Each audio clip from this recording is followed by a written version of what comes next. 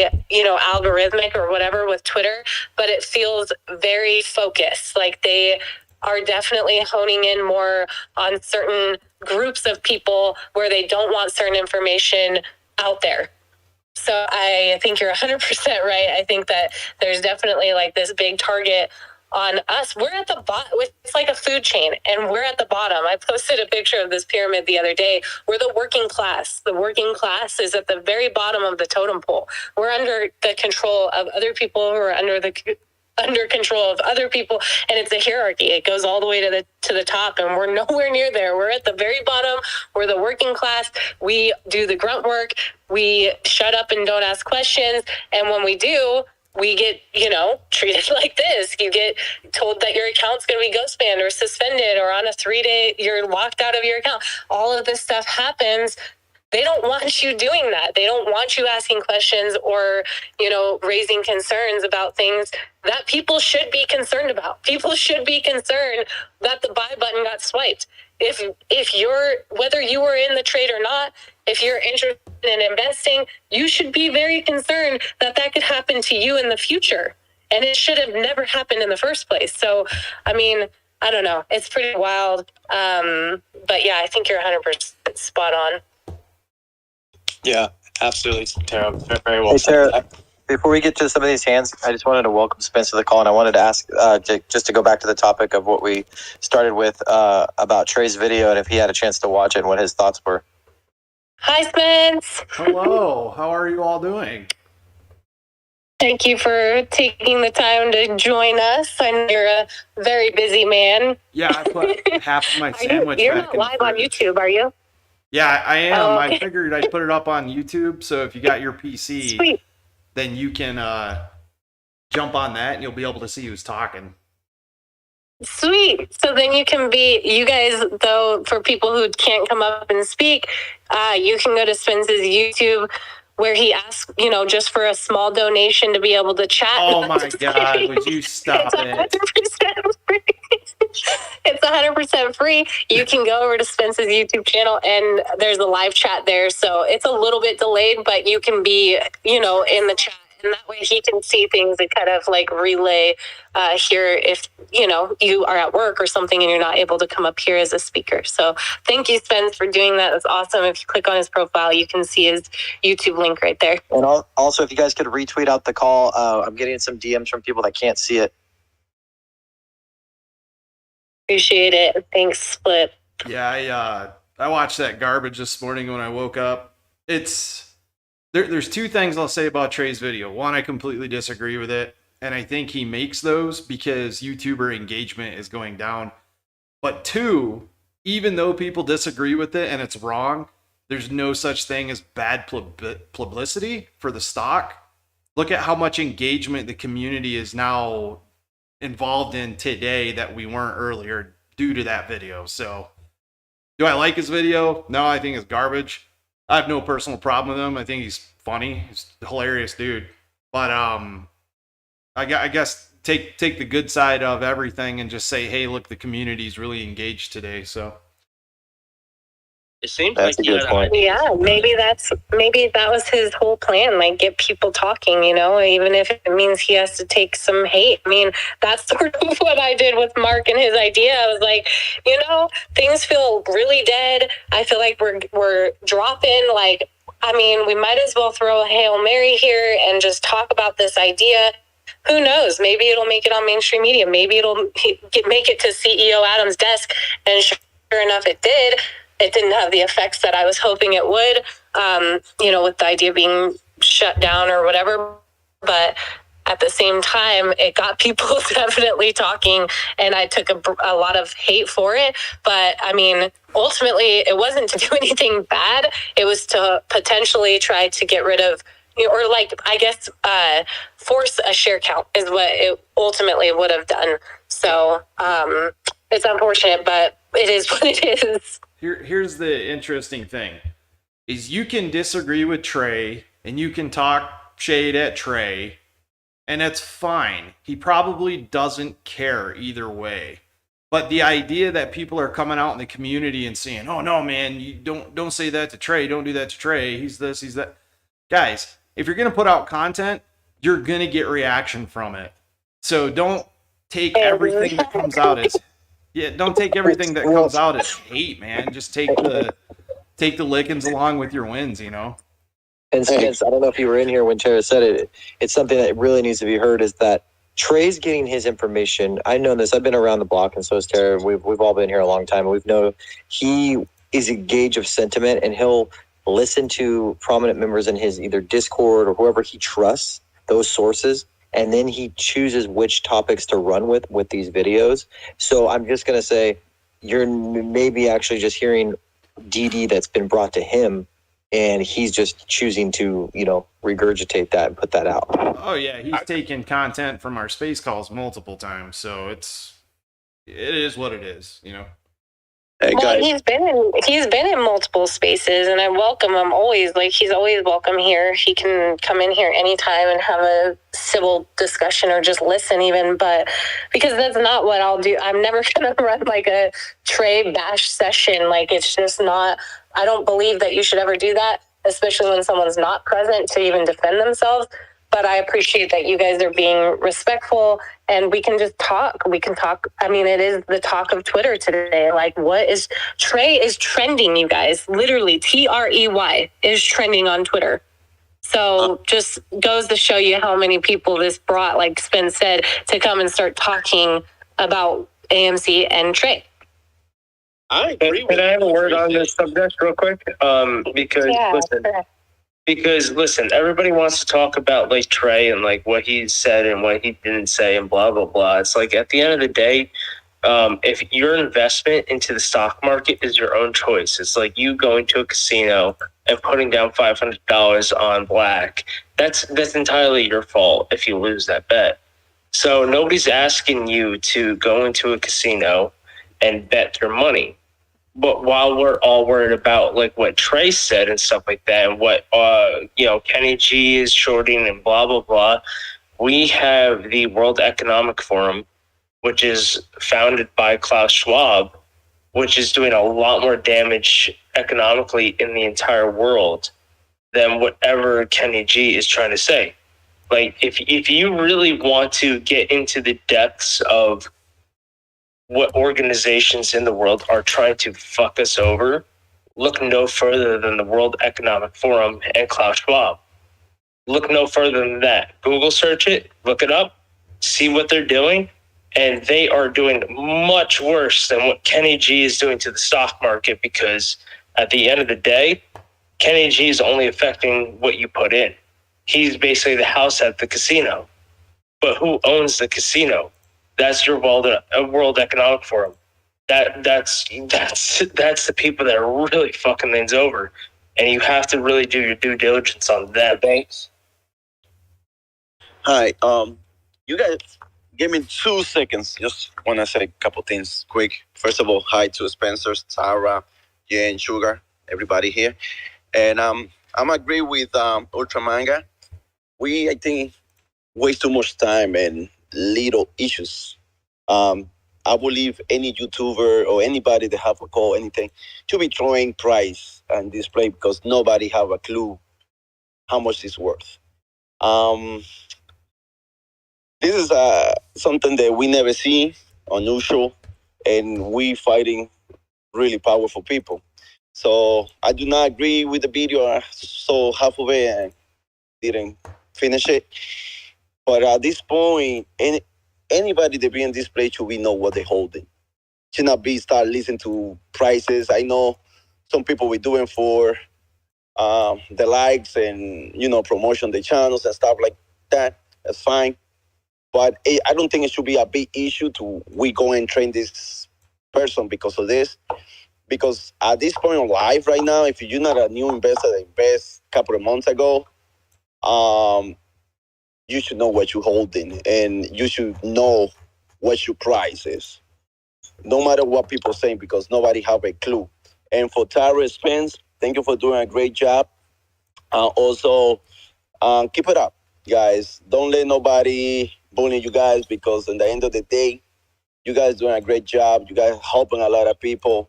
I like Trey too, But you agree and disagree.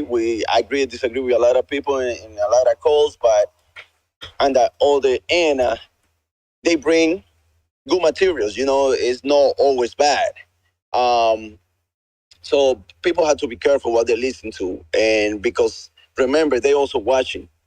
If they see that 200 whatever break that he said that he gonna whatever look at it, and they see that we kind of agree with that, they're gonna keep the price at that price to make you desperate and make you sell. All right, so do your own diligence if you're still confused, and like Ultra Manga said, this guy is just a chip in the monopoly. This whole government and whole financial system is so fucking screwed. And I'm sorry, I'm kind of get mad when I fucking speak about this shit. Because my reason is the money, of course. But on the other side, I have been through hell and I have seen people that suffered in 2008. And it's bigger than fucking $247. So whatever bracket is, it's my own conviction that I try to change a little bit. Oh, what's going on? Hey, I hope everybody have a wonderful day and big hugs. Oh, by the way, Tara, you look so good. Tú eres tan bonita. Eres bella. Have a wonderful day. Thank you. I really agree with everything you said too. I mean, and it is frustrating. It's hard not to feel like that level of anger and frustration, but I think that's what they bank on too, is like us just kind of losing hope or just giving up. And yet here we are, we're resilient. I mean, we're the same people who wait a year for $1 raise, like, or a 50-cent raise, you know what I mean? So at the end of the day, it's like, most of us, we don't mind waiting. Like that's what we're going to do. So look at the people with their hands up right now. We got some OGs in here. We got Marco the Beast. We've got Omari. We got people that have been here since day one. So, I mean, that's the sentiment right there. The people aren't leaving, you know what I mean? But I think Jussie was next with the hand. Yes. Hey, how's it going, Tara? Hi, good. How are you? Fabulous. Thank you. So, I think that it'll be relevant because a few people brought it up, but we're definitely dealing with a more holistic issue because this isn't just an overshorted stock. We're actually going up against the establishment and the levels of the establishment that are so far above that we don't even know the names of these people, the trillionaires of the world. And so when all of our information dissemination mechanisms have been effectively hijacked, we can't really say, oh, well, this article says this, so I should sell it. This article says this, so I should buy.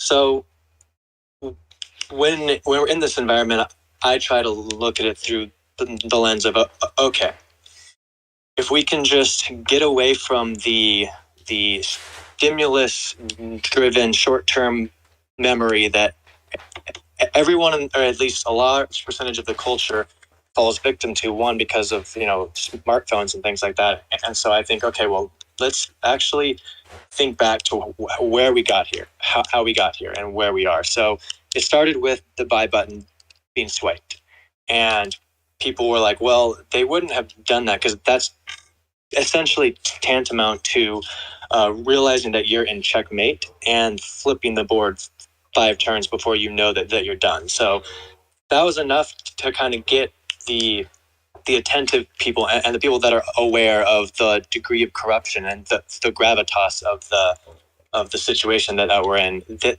They sort of were like, okay, well, that's weird. That means that there's probably something here. Shortly after that, they came out with articles saying, we covered all of our shorts. And you go, well, why would you tell me that? I don't give a shit unless you want me to. And then from there, we go to the mocking, the intimidation, the smearing. And so in order to fully, I think, grasp what is going on here, we have to look at things not prima facie, not at face value, but kind of what is the subliminal things behind it. And we've now arrived from, we covered our shorts to discussions about anchoring the price. And so anyone with any sense can see, okay, you told me a year ago that you covered, and now you're deploying your different assets, which are manifold. These people own everything. They can buy off YouTubers. They can put out articles in any publication, anything. Now they're trying to say, oh, it's only worth 3 digits. And so I think that I feel like I can speak for the majority of people in here that we know what that is. We see right through it. And why on earth would you trust mainstream media that's owned by the people who have gotten us into this situation in the first place? And so I say, exactly, keep buying and holding. Yep, exactly. Yeah. And I think that is the key here to get people to, I don't want to use, I'm trying to, for them to understand that they're not our friends. Yeah, exactly. I've been trying to think of the best way to say it. I'm trying to find a better word than wake up, but I think that in order to bridge the divides that they have set in place to try to categorize people to pit each other against each other, what I found is the most effective red pill has been getting people to fully understand and ask them questions so that they can realize the state of the media. And I'm talking CNN, Fox, I'm talking everything. All mainstream media right now is compromised. And so when the information makes it such that we can't come to sensible conclusions because no one knows what information is right, that's where we need to say, all right, question the sources of the information, look at the money behind it, and that will usually reveal what is happening here. And so, when And people, that's why they fear us so much, because we don't rely on any of those things and we're doing everything on our own. And that's why there's such fear of us. Exactly. In a perfect world, that they would want us to be subservient drones. They call us useless eaters. They basically, if they could make a bunch of money off of our medical bills and then have us evaporate into dust, that would be just fine with them. Exactly. Can I make a rebuttal on this? I just want to make a quick rebuttal on this. So, listen, I get it. Everybody here is heavily invested into the stock market. Everybody here is heavily invested into certain positions, and over leveraged or under leveraged, doesn't matter where, right? But at the end of the day, you have to look at the broad economic terms of what the world that we're dealing with right now. There's people out there who can't afford gas right now because gas nationally averaged in the U.S. is $4.75. I think currently right now. So, your investment into the stock market, like I said, all of us are invested into the stock market because we want to make long-term investments. We want to make money. We want to do better for ourselves. But at the end of the day, the vast majority of, let's just say, Americans, never mind international community, they don't have investments into the stock market. They don't have whatever. So you have to look at the broad economic terms when you're talking about where the stock prices are. Not only by the way, at the end of the day, I'd rather have 1,000 Kenny G's than a single Klaus Schwab in the world today, because people like that are causing the worst issues across the entire spectrum. They're all friends. The economic situation that we're in right now is by design. Josie, I just want to add to your point. Just want to add this one thing. CNBC, whenever they interview Gary Gensler, and he mentions words like internalizers, dark pools, synthetics, anyone that mentions the supply and demand that doesn't exist, the free market, basically how it should work, CNBC or any of these news outlets will actually delete those clips. So, or things like that. So just keep that in mind. There's actually clips of it, not they deleted. So anyway, just keep that in mind.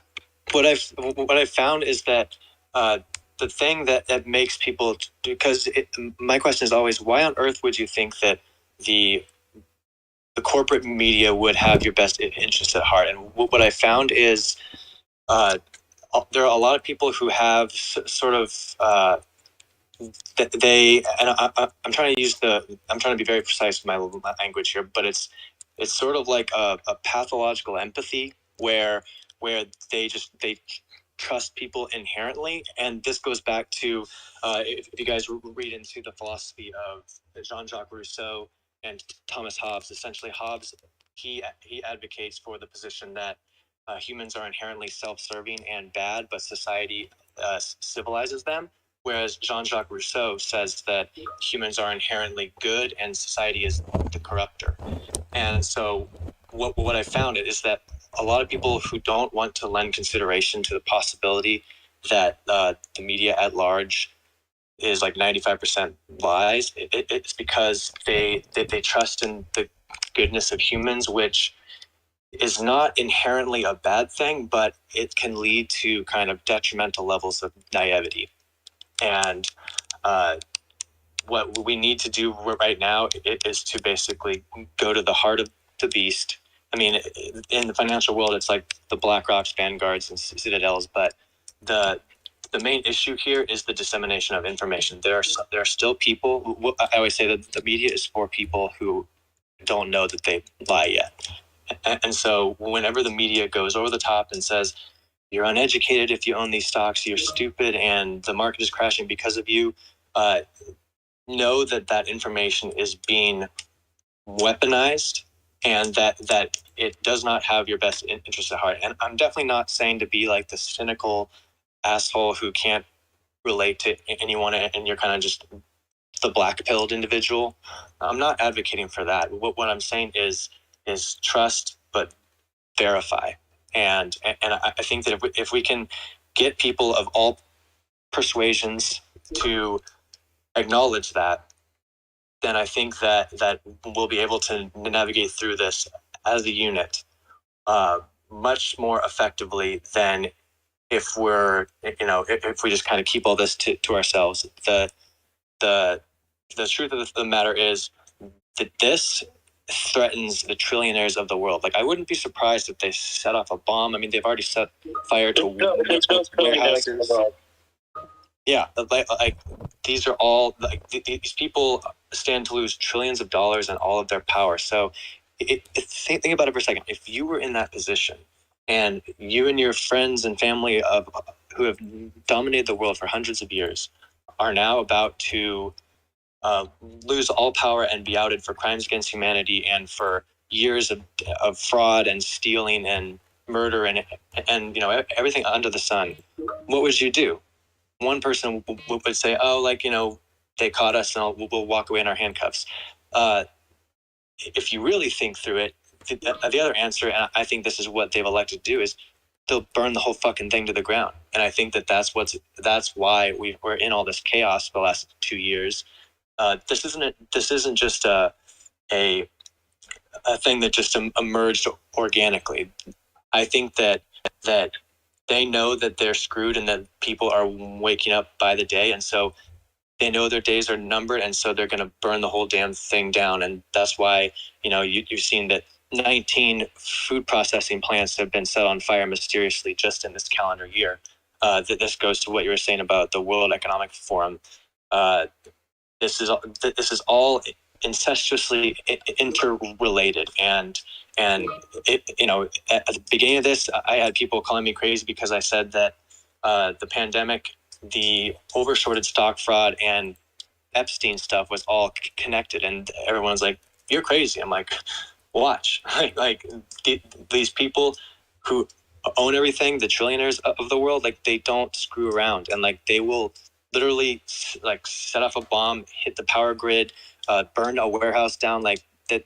They'll cheat in broad daylight. These people aren't screwing around, and so that's why it's very important to know that if you're receiving information from any of their coterie of minions, that you do not use that information to formulate a conceptualization of reality without lending due consideration to the fact that this information is probably compromised and not for my benefit.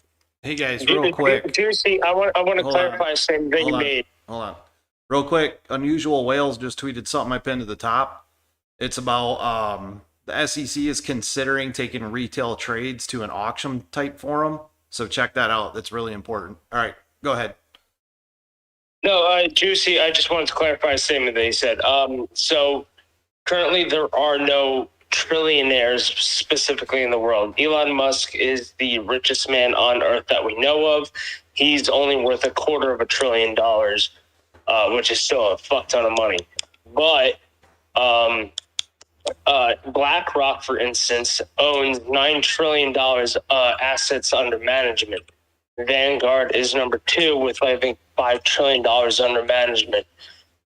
Citadel, for instance, doesn't even make the top 10. Like when you're talking about like where you're worried about where your money's going and where the money in the world is going, Citadel is a speck of dust on a grain of sand as far as the economic powerhouses that exist in this world. And you need to be more concerned about BlackRock's and WEF than you should be concerned about what Citadel is doing. Who do you think owns those institutions? Also, the trillionaires of the world, look up the Payseur family, the Rothschilds, the Warburgs, Rockefellers, the Windsors. They say that the most rich people in the world are Bezos and Musk. That's a farce. There are people far more rich, and the reason why you're not hearing about it is because they don't want you to know about them. That's Hey guys, let's start grabbing these hands, and then we can come back to that conversation. It's getting pretty deep into it there. I don't know who was first. If you guys do yourselves, go ahead. I was next. Can you guys hear me? Yep. Awesome. Thanks for bringing me up. Hey Tara, how you doing? She's probably busy. Yeah. I just wanted to say that if anybody likes wrestling and you saw the Hell in a Cell over the weekend and you saw Cody Rhodes with the torn pectoral muscle, it wasn't fake. It was legit. The reason why I bring that up is not to just give you hype, is just to bring some reality to you about your whole existence in the AMC. Like I got an AMC in December, but it was in the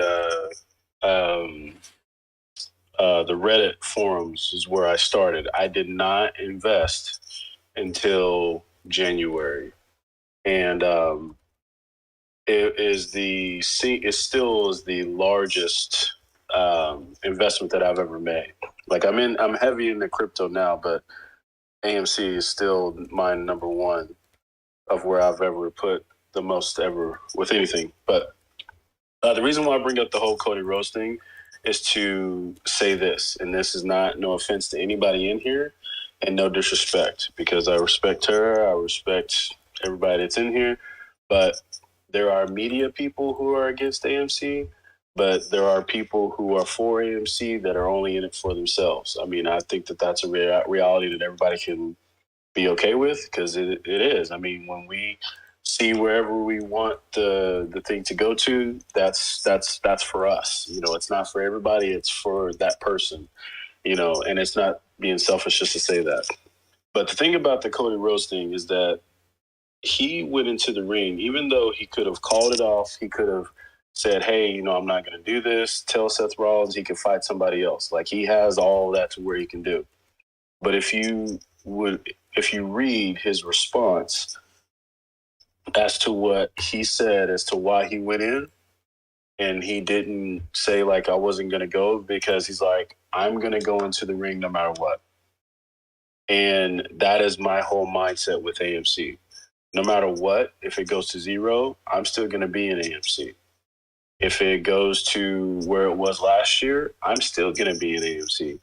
I've looked at the numbers. I believe in what I've seen and what I've heard, but in where I've come in to where somebody is telling me that, oh, I shouldn't be in this. And I'm just like, okay, well tell me why.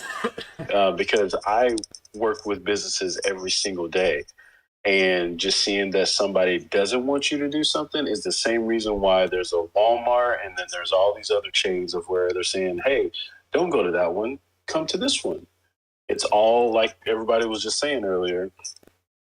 Everybody's in it to get you to do something, but in reality, they don't have your best interests at heart at all. Not saying that there's people in this room that don't have your best interest. There probably is some. But in the reality, are you going to be like Cody Rhodes to where it doesn't matter what it's going to be? If you settled into where you want, let it be that and just let it be and just be done with it. And if it goes down to zero, don't panic. Don't go and say, hey, Tara, it's your fault, or hey, Trey, it's your fault. It doesn't matter. You need to just be the person that you look in the mirror every day, that it doesn't matter what anybody else says or does. I believe in this for me. When all those people came together at the beginning of AMC and all this stuff, and they were doing all this, it wasn't just for you. It was that they all came together and they saw something and they're spreading it out to other people, but they were doing it for them at that point. I think that's real enough to just say that. And now that it's become into a whole entire movement that is going to change the rest of our lives, I think that we all need to understand that we can have that same mindset too, that I'm in this no matter what it's going to be, but I am in this not just for all the other people, but I'm in this for me. Because if you're doing it because of somebody else, you're going to be in it for the wrong reasons. And I hope that there are people that are understanding what I'm saying, because I know it can sound confusing, but you're not in this because of Trey. You're not in this because of Tara. You're not in this because of CNN and all this other little bull crap. If you're in this for you, it does not matter what anybody else is going to do or say. It's not going to push you in any other direction.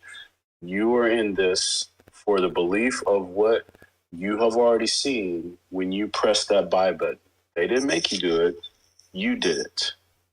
So I think when you settle with that, it just might become more times and when you're just being like, you know what, I'm going to press this buy button probably 100 more times before it does of what I think that of what I believe I know it's going to do.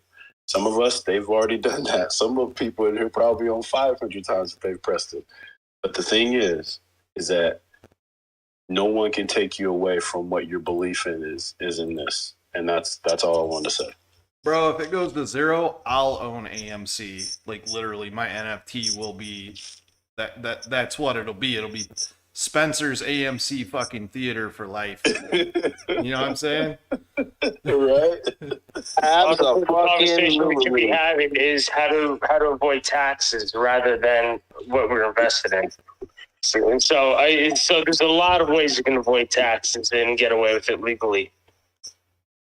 It'll be Yes, sir. Spencer's AMC disabled veteran owned theater chain. And we're still going to go watch the movies. I'll tell you that. Hey, what's up, everybody? I gotta go grab my kid here in a minute, but I just wanted to say what's up to Tara, to Flip, man. A lot of OG apes here, Spence, Omari, Tiago. What's up, Chad, Mega Chad? Everybody here that's down there listening. You got Jen, Lukazi, so many individuals who has been invested into this play, right? I've been in this play for well over a year, and it all started for me with GME. And then I took a lot of those profits and I started dumping them to NFTs and crypto. And then I met Tara. And Tara was like, that AMC is just as heavily shorted company. They're being manipulated. And I was like, well, I wasn't aware. So because of Tara, actually helped me get more invested into, not just the stock market, but to what was happening all around us, and so, I always say, like, just take the opportunity to acknowledge that there's always more to learn, and experience, that we're not going to just learn everything from books, podcasts, social media. It's these spaces. It's each and every one of us unique minded, individuals who are just, pieces to this brilliant puzzle that we're going to put together. I'll tell you, like, these Wall Street parasites have severely underestimated the power of retail investors. I mean, I'm just here to remind, everyone that we're strong enough to handle anything that comes our way, right? I believe personally, and this is just me, this is not financial advice, but I believe we hit the floor with AMC and we'll never see a fire discount of under $10 ever again. And remember how quick it happened last time? May 25th, 2021. What's that? We bought all that up when it dropped. Oh, exactly. Now, just if you look at back in May 25th, 2021, AMC shares were $16.41. A week later, June 2nd, we all remember what happened. And if we didn't sell then, why would we sell now? It makes 0 sense, right? Exactly. So it just goes to show that retail's here to stay, whether you're holding AMC, GME, or both. We held for over a year and watched hedge funds crumble before our eyes. Look what happened to Melvin Capital. I mean, the retail will ball while these empires fall, and they're going to use psychological operations, to convey selected information, to influence people's emotions, their objective reasoning. And it's the behavior of these organizations like the SEC and a bunch of other stuff that's going on right before our eyes, guys. But look, what I wanted to say is this. Like, we're not the only ones invested into the stock. Yeah, we're here in these spaces and all that, but hundreds of thousands of people who have done the research on the company and see that, hey, this is like heavily shorted security, the most shorted security in the market. They've invested for similar reasons, and we see that, like, these Wall Street parasites, again, they know that we check the price, right? And they want us to get angry. It's all part of their psychological manipulation toolkit. And so I'm just here to say that I'm not fucking leaving. I'm not leaving nowhere. I've been able to build amazing relationships with everybody in these spaces, and really learn a lot about our current market structure, how manipulated and corrupted it is, and the illicit dark pool abuse that goes on, spoofing, high frequency trading, you name it. But we're all calling it out. Like, we are calling it out like they wouldn't believe. And it just goes to show how powerful we are together. So we'll just keep doing the right thing. I mean, I always say, keep your heart in the right place, keep your intentions good, no hidden agenda, and everything will work out, for us. And I can guarantee that, we're not going nowhere. And this is going to prove what we can do when we come together. We are collectively richer than they could ever be. Exactly.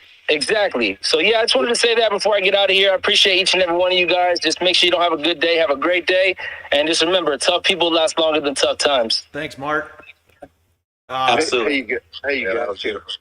On Let's also AMC. clarify that you only lose money in the stock market if you play it. Let's be honest. You only lose money in the stock market if you even play. Or you can win, you can lose, you can do whatever. But if you don't want to lose money, don't play the stock market, because it's like saying, and like I said before, go to the casino and bet money on, black, whatever. You have a 50% chance of winning, but don't blame the casino for, your investment. Yeah. It's only a casino. We all play around. We stay and hold. It's a whole different game, and that's why it's unpredictable. Yeah. That's where I'm talking. Speaking of Going back to- unpredictable, AMC After Hours had a $1 spike from 11.88 to 12.86, and then just dropped back. Big Again. old red handle. Surprise. So back to what Mark was saying, that's why it's important. This is why freedom of speech is so imperative, because if you go back to the Revolutionary War, like, the revolution was fomented in taverns. Like, people got together and they talked and they said, this is weird, isn't it? Like there's something going on. Am I crazy? And they go, nope, there's something going on here. And the connectivity and the networking and the conversations that people had, that's what started, what has led to, where we're at today. And so that's why it's super important for them to try to shut that down. So anything that leads to the breakdown or the stifling of conversation, you can almost, with almost certain lenses, look at that and say, okay, there's something going on here, and this is not this is probably not in concert with reality and not in our best interest. So thank you again, Tara, for having these things, because this is our way of basically meeting up at the bar and saying, stuff's whack, isn't it? Yes. Okay, well, let's organize. Let's do something about it. Forget all of the trying to hijack your nerve cells and to induce panic, fear, uncertainty, doubt, all those things. I think if we stay together and we stay in communication, then their propaganda will not work. And I'll end with this. And if the situation was hopeless, their propaganda would be unnecessary. True. What's up, Sugar? What's up, buddy? Hey, how are you, sir? Good, man. How are you, Flip? How's everybody else, man? Good to hear from all of you guys, and We good.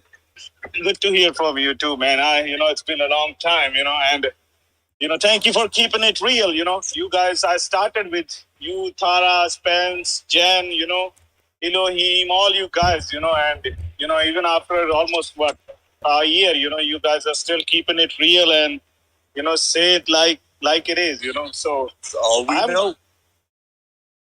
I'm gonna say something, and if I misspoke or hurt somebody's feelings, I apologize in advance. I don't do that stuff, but I'm gonna say what's in my heart, And if you guys would allow me, I'm gonna. When I started this movement, I came here to make money just like everybody else. Like whether people, believe it or not, we all came here for squeeze, and there were people, screaming on top of their lungs, how MOAS and squeeze gonna happen. And, a lot of people like me, those who didn't know shit about stock market, we got into the stock market just to make quick money. So, I put a lot of my personal money, I bought it at $49 and, hoping, okay, this thing will go to $500 or $1,000 real quick. I'll make my $1 million, and get out. But, as things progressed, I found more and more knowledge, and, the stock came down. I was very depressed, and, seeing invested your $100,000 of your personal money, and then it's just going the other way. I found Twitter. I found Tara and all of you guys in a space call, and, I see what the community was really all about, what the community stood. And then it gave me hope. Like, man, no, all these guys are like me. There were people, those who bought it at $60 or $70, so that gave me hope. Like, no, I'm not the only one. I'm not alone. And as the time progressed, Tara and a lot of other people, they tried to make a lot of noise, bring new ideas, got a lot of shit for that. Oh, you called names and everything. But some of you never gave up on us. Average Joe like me and a lot of millions of people. You guys never gave up on us, And we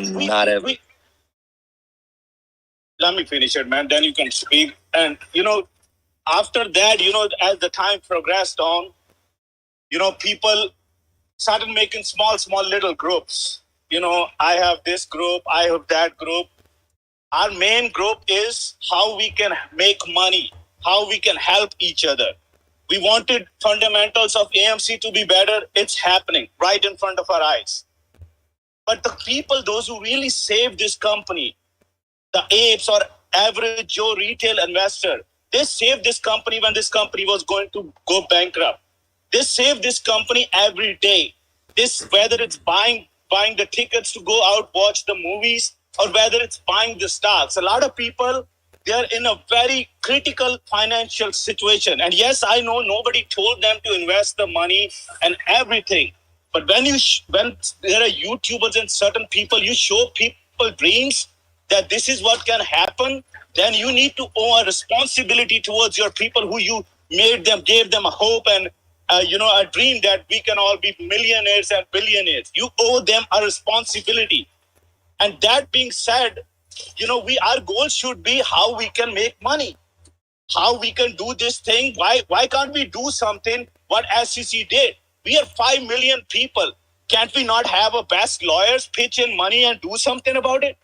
How is that a whole float, 180 million shares traded, the half of the free float or 1/3 or whatever it is, when we own more than 90%? Are we that helpless to do nothing about it? All you guys, our focus should be that. It should not be about how many followers you have, how many tweets people retweet your stuff. There is more to life. There is bigger picture here. The people, their livelihoods, their lot of it depends on it. And you guys together can do a lot. So don't split into little groups and little, just me. There is no me, there is no leaders, there is no one person. It's 5 to 8 or 10 million people that are together in this. So keep it together. And if Trey said something, you don't have to run with it.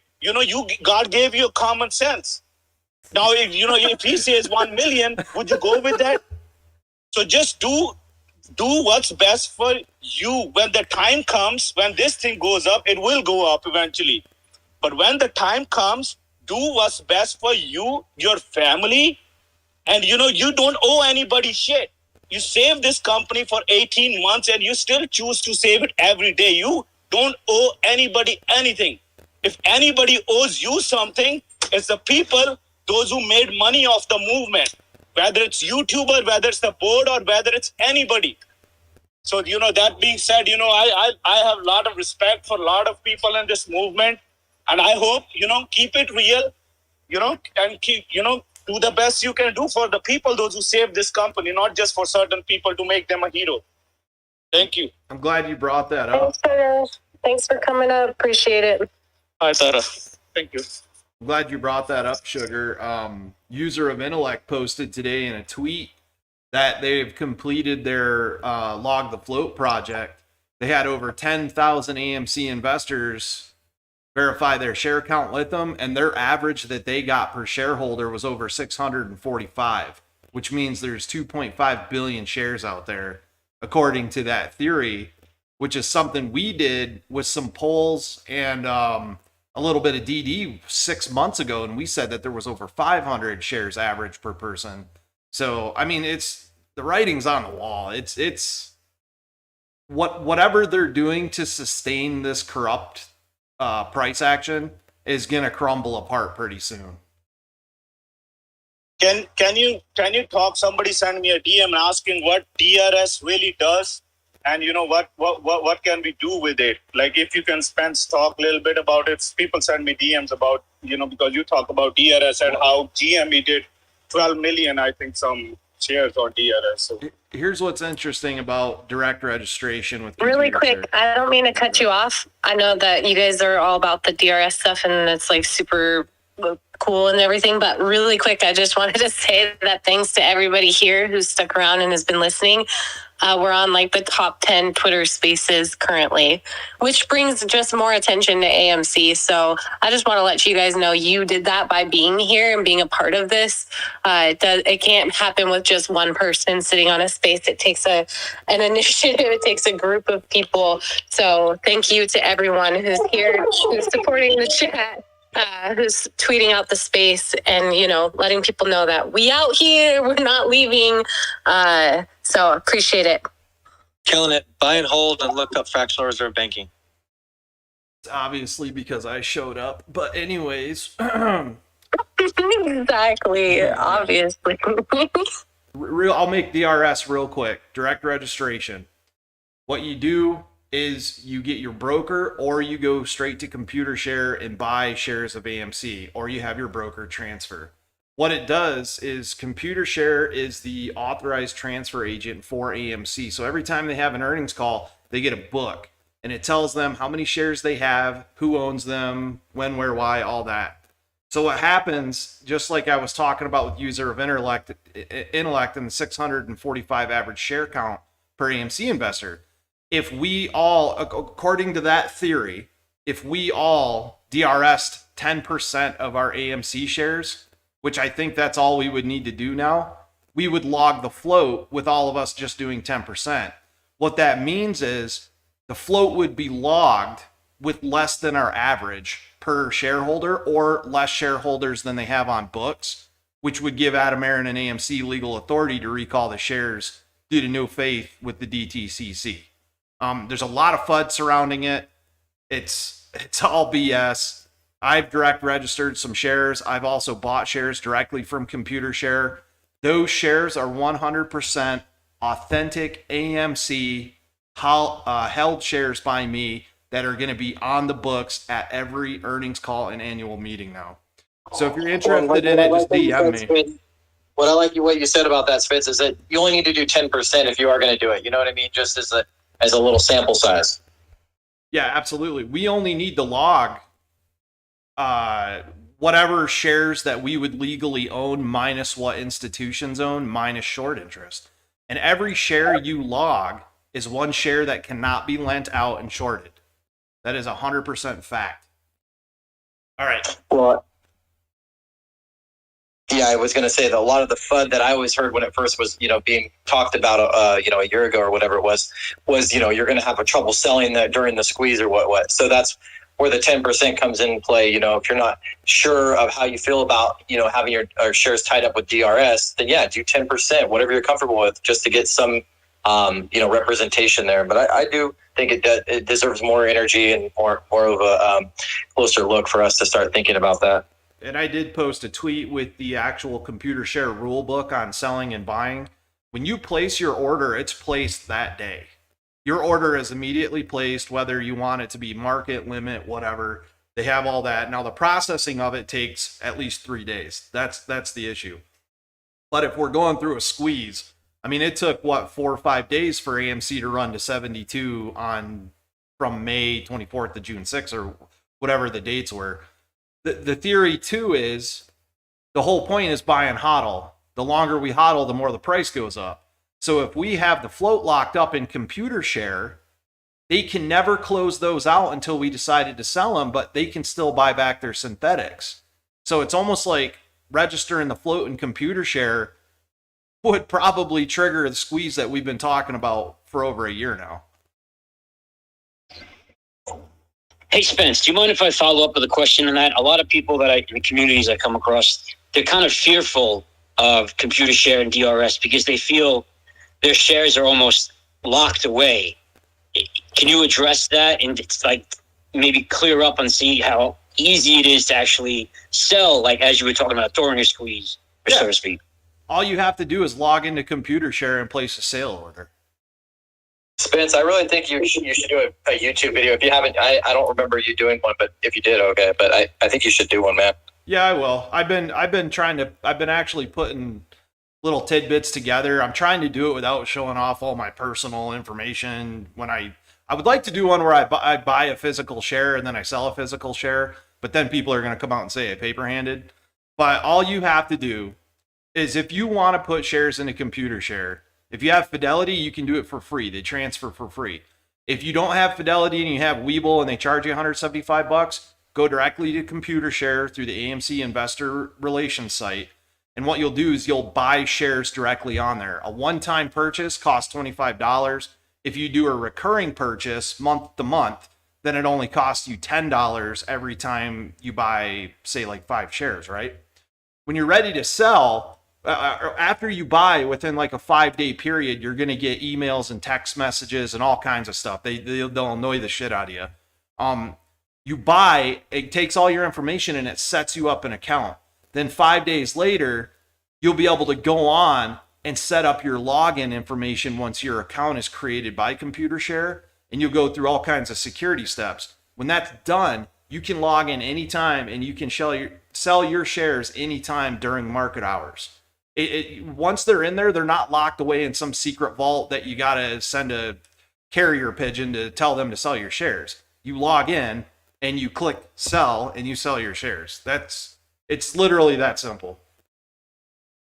Hey, real quick, not to change the topic, but I just posted a tweet at the top by Unusual Whales from 30 minutes ago.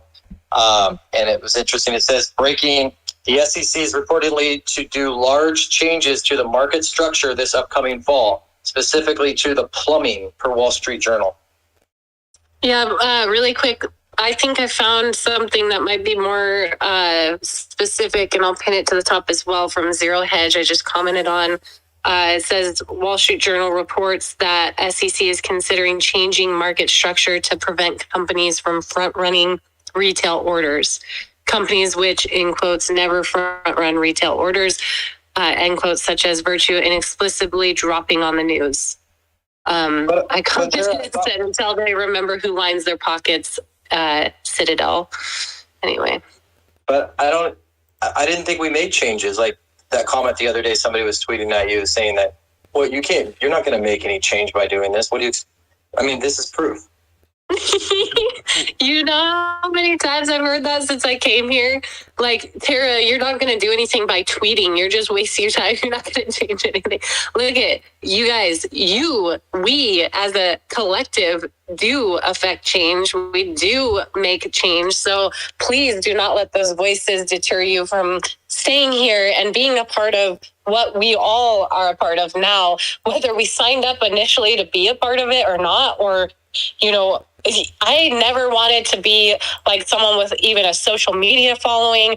I had a major fear of public speaking. This is not something I signed up for, but it's a position that I feel like I got put in for a reason, and I ran with it. And I think if everyone here just continues to do their best to get their voice out there, tweeting, hashtagging, keeping AMC and you know, related things trending. I mean, look at with the SEC, they just like really shot themselves in the foot with the latest ploy that they did. And now they're coming out, you know, claiming that they're all of a sudden gonna do their job and fix the market. That's so broken. So we'll see what comes of it. I think it is super awesome. And you all should, like, I know it's so cheesy, but like literally pat yourselves on the back and say good job to yourselves for being here. Here's what's interesting about Virtue, and I've been saying this for months. Citadel, Susquehanna, Virtue, these market makers, and this options change shenanigans that's been going on with Max Payne and dropping, you know, $2, the pumps and the dumps to trap people in weekly call options. The fact that SEC is going after Virtue, which is one of the smaller ones compared to Susquehanna or Citadel, is funny. And I think what they're going to trigger is a series of tattletaling, which is going to lead right back to Citadel. Because if you watch tick by tick on the time and sales, anytime there's any type of fuckery, it's always Citadel's exchange. So this is pretty interesting. This is a good move in the right direction.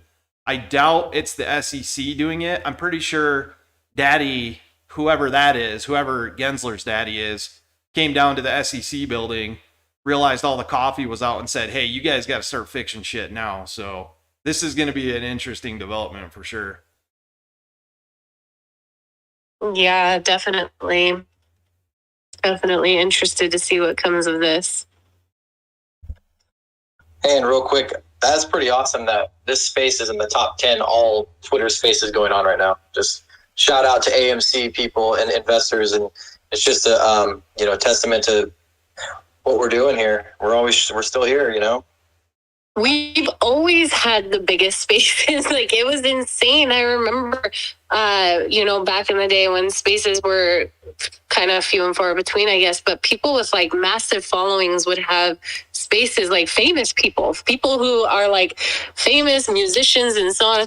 And they would have less people in their spaces than we would have in our AMC spaces. And it was always so cool to see, because it's not a popularity contest. It's literally people are that there is that much sentiment around the AMC stock, and they can try to tell us otherwise. They can try to, play these mind games with us and convince us it's dead and everyone's selling and everyone's leaving. But here we are, I don't know. I don't buy it. Size matters, Tara.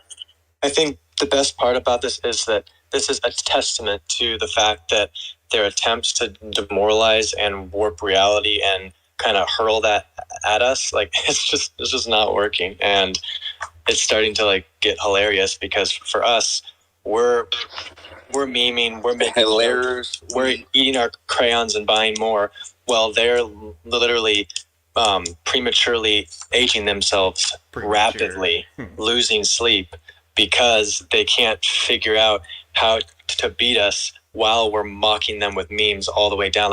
Imagine if you were this sophisticated investor and you had your millions or billions in your beach house, and all of a sudden a bunch of self-proclaimed crayon eating retards come down and nuke your hedge fund. Like, imagine just what goes through their head where they're like, God damn it, I just got outwitted by potato in my ass who just basically nuked half of my portfolio, while they're all self-proclaimingly being like, oh, we're just idiots who eat crayons and stick them in the blender, make crayon smoothies and buy and hold, while they're deploying their PhDs who are trying to be like, yes, we're masters of psychological warfare and demoralization, and we're it's hard to find the right words, but we're just taking them to school and laughing all the way down, and they don't know what to do. And so imagine where their head's at and how stupid that they must feel that they got us and that the whole world is against them, and now they are bleeding while we're just laughing at them. I think it's hilarity on a cosmic level. Do you mind if I agree? 100%. You don't mind if I snip that little clip that you just made, do you, and use it? Yeah, you can have it. No worries. Awesome. Hey, Punjab 83 here. Piggybacking off of that, before this movement, I wasn't on Twitter, and never had a tweet, never read any tweets, and now I feel like it's my duty to hop on every day and just harass the fuck out of all these elites, out of all these market makers, Citadel, blah, blah, blah, blah. Every single one of them. It's just a part of my day now. And I don't know about anybody else, but, MOAS and everything, awesome. It's going to happen. We all know it's going to happen. I'm excited for it. But I'm also kind of sad because I hope that the trolling still happens post-MOAS. Anybody else? Oh, it will. It will. On an even more random level. It's going to be insane. Man, I'll be here for it. I'm going to rent the top floor of the Chicago Citadel building for a party. I love what both of you just said. It's so spot on, Jesse and Boom Chat. This whole conversation right now, it's so 100%. And that's what I guess it is, why I can't leave. I'm like, this isn't over. I cannot just walk away. I cannot listen to these voices, even if they pose as apes or whatever, telling me you're no good here, you don't belong here, you're not a part of this, you're canceled, whatever they try to tell me. I still can't walk away. I feel like I am so committed to exactly what you just said, reminding these people who think they're above the law. They think they're above all of us. They think we're welfare recipients. No offense to anyone who is, because we all need to ask for help sometimes, and that's not a bad thing necessarily. So please do not let these voices of these people get in your heads, because that's exactly what they're here for. It's literally the psychological warfare. And there are days, of course, where all of us are going to feel it. Some of us maybe more than others. And you got to take a mental health break or whatever, but don't leave for good. Don't delete your account. Don't get suspended out of anger or frustration. Step away and come back stronger, because we have a long road ahead of us. If they can postpone it this long, what's stopping them from, continuing on? But like you just said, don't lose that commitment at the same time to, just reminding these people. Melvin's gone. We should be celebrating big time. And another thing that I wanted to point out is with the latest SEC, situation and them coming out with those videos that they made. It's interesting because it sort of brought all these different groups of people who kind of have worked against each other rather than against the bad guys, if you will, like Citadel and stuff, more honed in. I know some of the GME crowd doesn't like the AMC crowd, and there's just different groups. But if you notice, one situation like what the SEC did, and all of a sudden everyone's on the same page again, and we're all remembering, wait a minute, these people don't have our backs. They're not here to help us. We have to help each other. This is all we have. Like, this is all we've got. So fighting each other and working against each other and pointing at each other and saying, chill, whatever, doesn't really help our bigger issues at hand. Even if you think someone has like some sort of nefarious thing going on, block them, ignore them, whatever. But remember, the target isn't those people. Like, those are not, they are trying, if anything, some of them are even here to put the target on themselves to get you like discombobulated, I guess, and thinking about that rather than the bigger issues. And the biggest issue, I would say, in all of this is, the lawmakers' complacency, and also Citadel just getting away with what they've gotten away with. I mean, it's absolutely ridiculous, and I don't think any of us are going to shut up about it anytime soon. Well, and that is perfectly referenced for today too, about, the topic which was Trey speaking about, what the price could go to or whatever. And that's the thing. We can't, use our energy to, call him out, a shill, this and that. I mean, he's still, an OG. He's still talking about AMC. For whatever reason he wanted to make that video, it's fine. I mean, he's still, with us. It doesn't matter. I mean, whatever he thinks it's going to go to is fine. We all have our own idea of what this thing is. And, you didn't buy this stock. Most of us didn't buy this stock because of Trey. I mean, he helped us get through some dark times last year, and we owe a lot to the guy. But at the end of the day, like, you're not going to do, anything based on what he's telling you, or at least I hope you're not. And I don't think so, because we're, like you said, we're a team of nonconformists. We always have been. That's why we're in the stock in the first place. So, listen to what Tara's saying. I mean, we can't be using this energy to, fight each other and put people down, and we just need to remember who the real enemies are. And that's what, there's a little small snippet of that from the SEC commercial last week. Let me just say, they never expected a group of people of this magnitude to come together, be able to put differences aside, personal, life, whatever, politics, all of these things aside, because we feel that this is a bigger issue. This is bigger than all of our personal issues, combined. And so that's why I think that it was never something that was foreseen or expected to happen. And that's what scares them the most, like a collective of people that come together on this scale from all over the world, not even just United States. Like, the world is watching.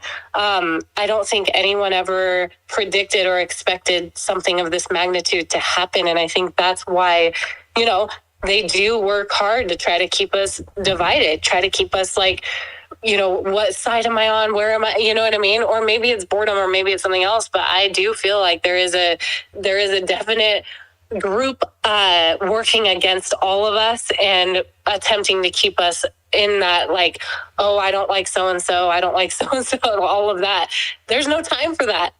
The only person I don't like is Ken Griffin. So, and maybe Gasparino, but honestly, he makes me laugh. But I have him blocked. I just see some of the stuff that you guys share that he's saying. So, but yeah, I think that we can still agree to disagree on certain topics. And this is about, I think the SEC thing just proved that this is the most important thing to all of us. And we're willing to agree on that, I don't know. It's wild. Real quick, guys, if you could, please tweet out the call. Also, if you have spoken and you don't have anything else you want to say, if you could drop down so I could cycle requests through, I'd appreciate it. And Tiago just posted up top, that is, Adam Aaron just tweeted the new Jurassic World popcorn tin that's going to be for sale at the premiere of Jurassic World. I'm a little disappointed it's not in the shape of a Tyrannosaurus Rex head, but I'll take what I can get. So,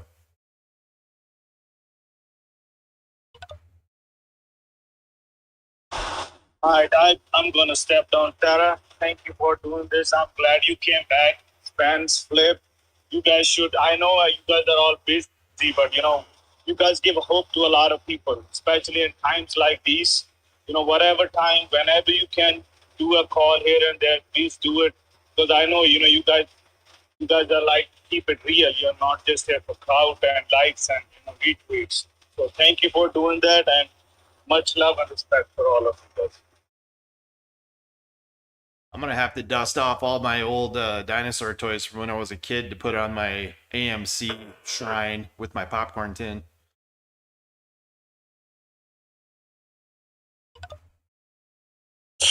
That's awesome. Oh man, it feels good to be back on these spaces. I feel bad, but what was that? The Jurassic Cup looks. I cannot tell who's talking. Who is this talking? Tiago, sorry. It's all good. It's not your fault. I can't see on my screen. It doesn't say who's unmuted. Okay, Tiago. I see you now. Yeah, I'll just keep it running if you guys, I see more people with their hands up. So I might be like in and out, but give you guys an opportunity to sort of like run it. Spence, is that cool? Can you kind of man the call for a minute? Sure.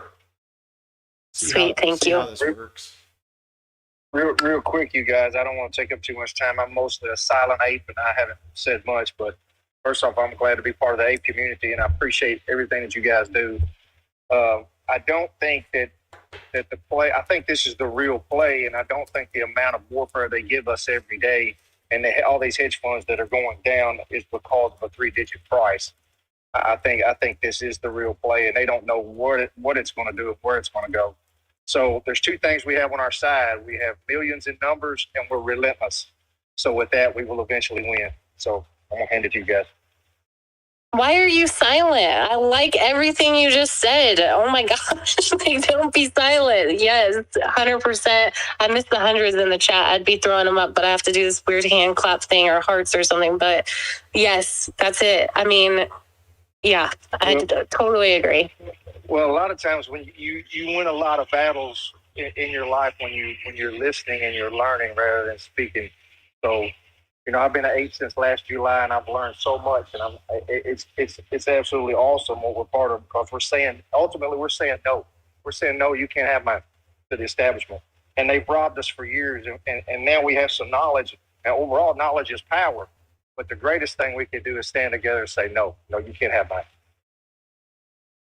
Hell yeah, 100%. Did Flip bounce on me? Did he leave me up here alone? This is bullshit. See you, Spence. Good luck. I'm just kidding. I can't leave. I'm just going to go get some more coffee. I babysat my nieces early this morning and didn't sleep enough. So I'm going to make coffee. I'm going to be listening, and I'll be here to just randomly, chime in whenever. But I'm going to let you guys take control. Spence, you got this. Okay, thank you. Enjoy your coffee. Robert, what up, boy? Oh, man, you want to hear my message for this dirty shit to Dale, boys? Listen up to this, boys. What's the overall thinking on these retail investors, though? Are they back to the black swan? Is it something? It's not got in trouble in the stop last year. We play history. Is enormous stimulus program in the federal government. Study checks to tens of millions of American households, and a fair amount of households did not need the cash to put in stock. You have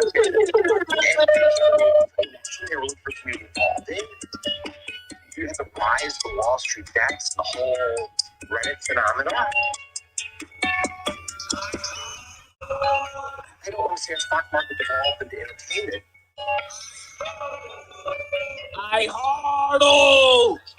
What's up, Spence? That's what I gotta say to shit to Dale and not his goddamn building. I ain't going anywhere.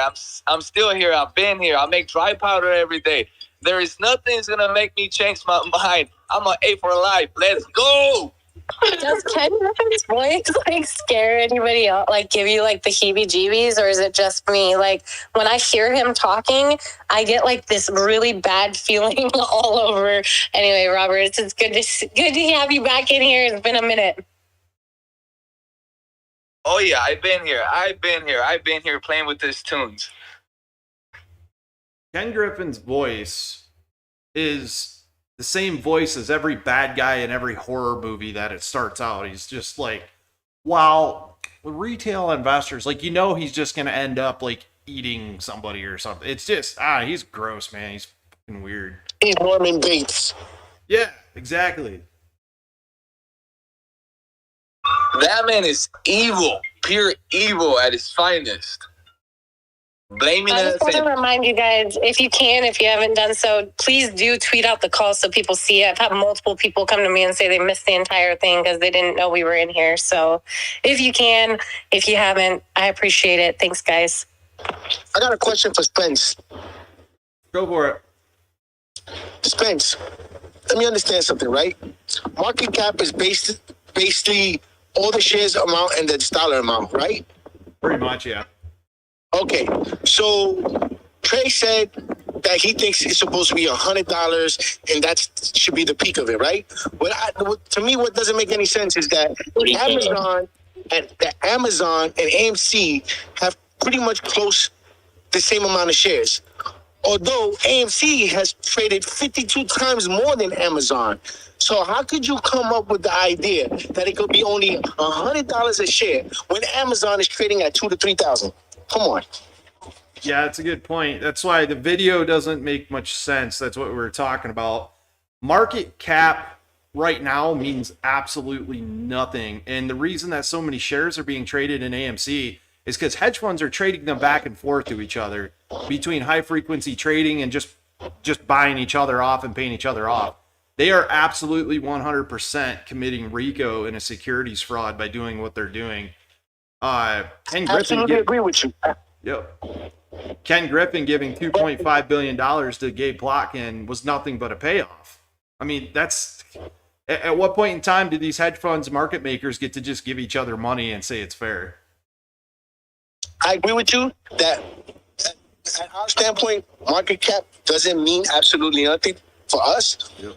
But for them, it's a great counter argument, right? Because that's how they believe. Wall Street believes, well, this is the market cap, right? So then we can take that same argument. Well, if this is what you're saying, if you guys are going based on market cap, then we know for a fact that AMC's market cap is way undervalued, and it should be somewhere in the neighborhood of Amazon if we're going to go based on those figures. Yeah, I mean, we could run to $40 tomorrow and our market cap is completely different. That's why Adam Aaron, back when we were still sitting, like 50, 40 bucks, he said we need to transform the company to meet the market cap that we're sitting at now, which is what is definitely happening. I'm really hoping Q2 is either balance or positive on earnings as far as revenues. And then I'm hoping by Q3, he does announce the retail popcorn and grocery stores in the AMC branded credit card.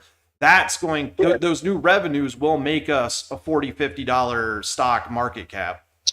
Easy. Absolutely. I agree with you 100%. What's up, Omar? Omar, you're... Hey, I appreciate it. I just want to know where did he, or I'm not sure who was speaking, where did Trey say that the ceiling was $100? Because I didn't see that anywhere. Did you watch his YouTube video about... Yeah, I watched the entire video. He was actually streaming today, so I was helping him moderate the chat because he got swarmed with a lot of bots, pretty much chilling the account. Yeah. But in the video, he mentioned 272 being realistic, and then he also went past it and mentioning, 1 to 2,000 is also possible. So I'm not sure where people are saying even $100, like that's where he's saying is to sell. He never mentioned to sell once. He was being honest. This is how things work on Twitter. Welcome, Trey. Isn't it fun when people take what you say and totally use it against you and misconstrue it? Oh, man, it's hilarious. I personally haven't watched the entire video. I didn't see where he said 100, but multiple people have said he said somewhere between 100 and 2, I think 72, like you said. So I'm not sure, Omari. It's crazy how the internet works and how people will literally just run with stuff. But maybe that was the idea, maybe it gets more people engaged and heading over and watching the channel, which, I mean, and here we're talking about AMC. And so it kind of works. I mean, I'm not knocking it. Go ahead. I'm sorry, I'm having a tough time unmuting. Exactly what you said. I completely agree with you. Like, this is the biggest part of Twitter is that oftentimes we'll get something that like hits home and we're like, whoa, wait, what is this? And then just immediately retweet it, right? I had a few people reach out to me asking me, the same exact question. And it goes back to when this whole thing first started. The first thing that we mentioned to everybody is, hey, you do your own DD. I'm not going to give you my price target because that's just not what's happening. Like, if you're going based and putting your entire investment or your portfolio, fully on AMC based on what one individual says, or even GameStop, for example, right? Based on what one individual says, you're doing it wrong. I can say like, hey, yeah, I jumped in and I, learned about AMC and GameStop through Trey and then Matt Kors and et cetera. But at that point, and this was like way over a year ago, now it's my job to keep myself informed. And one thing that like it is just shitty, honestly, is when somebody doesn't know something and just like, hey, this is crazy what he said, and it sucks because like I said, I was, he was streaming today and I moderate for him. I'm taking a look with a few people like Andrew and et cetera. And man, he got swarmed with so much negativity, and there's only so much that you can do against these bot attacks. And it is bots because their profiles, when you click on them, they have 1 subscriber or even no subscriber. Same thing with Twitter. You have somebody DMing you that their account was just created a month ago, asking you about financial advice. So if it's okay, I mean, I would love to just play this one snippet so you can see what he said word for word, if that's okay with you. Yeah, that would be awesome. I would love that. While you're getting it ready, I just want to remind people too, like, I think that the biggest issue that we've seen, and I remember early on myself feeling this sort of way, like, oh my gosh, if people hear that, it's going to sway what they're doing. So that's bad. And then what I realize is if it's not swaying what I'm doing, it's probably not swaying what anyone else is doing either. And then it helps me to kind of like decompress, step away and realize we're all adults here. Like you have to be an adult to invest in the stock market. Like we all have the ability to discern, information, take what we want with it, take other things with a grain of salt, and do understand, like, there doesn't need to be like this freak out, like, oh my gosh, Trey's bad now. No, it's not like black and white like that. So someone can have a sort of like, things can change, things can happen over time, feelings can change. Maybe they're talking to a certain group of people who are kind of in their head or whatever. Like, you don't know what someone is going through, but if he's coming out and feeling like he's being as honest as he can be, that's all he can do. And at the end of the day, if people are freaking out, it's because they're not sure about their own conviction enough, and they're worried about other people as well. So the thing is if you're convicted in this play or whatever you're in, no one's going to sway you. No one's going to, no bot accounts, no one. So, but I fully understand, Omari, like when stuff would happen on here with me, it was like that. There were all of these accounts that would just show up that I had never seen before. And out of nowhere, it was like a swarm. Like they know how to really go into like attack mode. I don't know. It's really bizarre, but you also have to remember, because Trey has built such a platform, that there are a lot of people who use his name to sort of bring people to their platform. Like, I mean, here we are, I'm running a space on Twitter with Trey's name in it, right? So essentially it's using his name to get people to come in and have a discussion, but it's really about AMC is what the discussion's about. At the end of the day, though, when Trey is, I know he's not a leader and he'll never call himself a leader, which I respect highly. I don't either. I don't feel that way at all. We're kind of all in the same boat. We're kind of all very similar in a lot of ways. But at the end of the day, he sort of built this thing on his, back. And a lot of people want to ride those coattails. And a lot of people want to say, oh my gosh, Trey's mom, come to my YouTube channel and check out why, or, you know what I mean? Like, come send me super chats over here and I'll tell you what you want to hear. You know what I mean? I don't know. It's crazy, but I still just appreciate Trey for who he is. I think he's a good guy. I don't think he's a bad guy. You know, a change of heart or just a feeling and wanting to share with people doesn't make him a bad guy. But go ahead. I want to hear the clip. All right, gotcha. And exactly everything you said, I really hope everybody, like what you said, the entire thing, that needs to hit home for everybody else too, because everything that you said was factual, and that's what this community is based off of. You know, the fundamentals, yes, is one thing, but also, you know, your sentiment and your value and understanding what's going on around you. But there's two parts. I just want to, like, real quick, it's going to take literally a couple of seconds, not long. I have the first part here. This is at 19 minutes and 26 seconds. If you guys want to go to the video and, you know, review it, but here it goes. What I do think things are possible is expectation management. And I want to talk about this. This is my resolution. I do think there are disgusting price targets that are possible. $100 up to $1,000 to $2,000, I think is possible. At no synthetics, if there was absolutely none, I think you could legitimately see a $1,000 to $2,000 price. And then he starts talking about rehab application and all that stuff, but we're going to move forward literally probably 30 seconds or so. This is the part that mainly everybody, and I seen Potato My Ass, retweeted and pretty much used this, just like the whole Lou situation. It's at 20 minutes and 7 seconds. Personally, I watch charts. And I know people hate me saying that. They really do. And I get it. But I just watch charts. I watch, hey, how do things line up and how do things compare to what we've seen in the past? And what I've seen in the past and what makes sense to me in my head is, hey, if you were to have the equivalent of the June run up again using fibs, you could see this run up to $272. Because what happened is it ran up to the 4236, right? You take the peak of the January run up to the bottom of the January dip, you fib it out, and it ran pretty much perfect. And that's all he's mentioning. So he's not saying at all in any point of the video, hey, this is my price target, this is where we're selling or where I'm jumping out. It's, hey, this is what I expect as our first step to then move forward.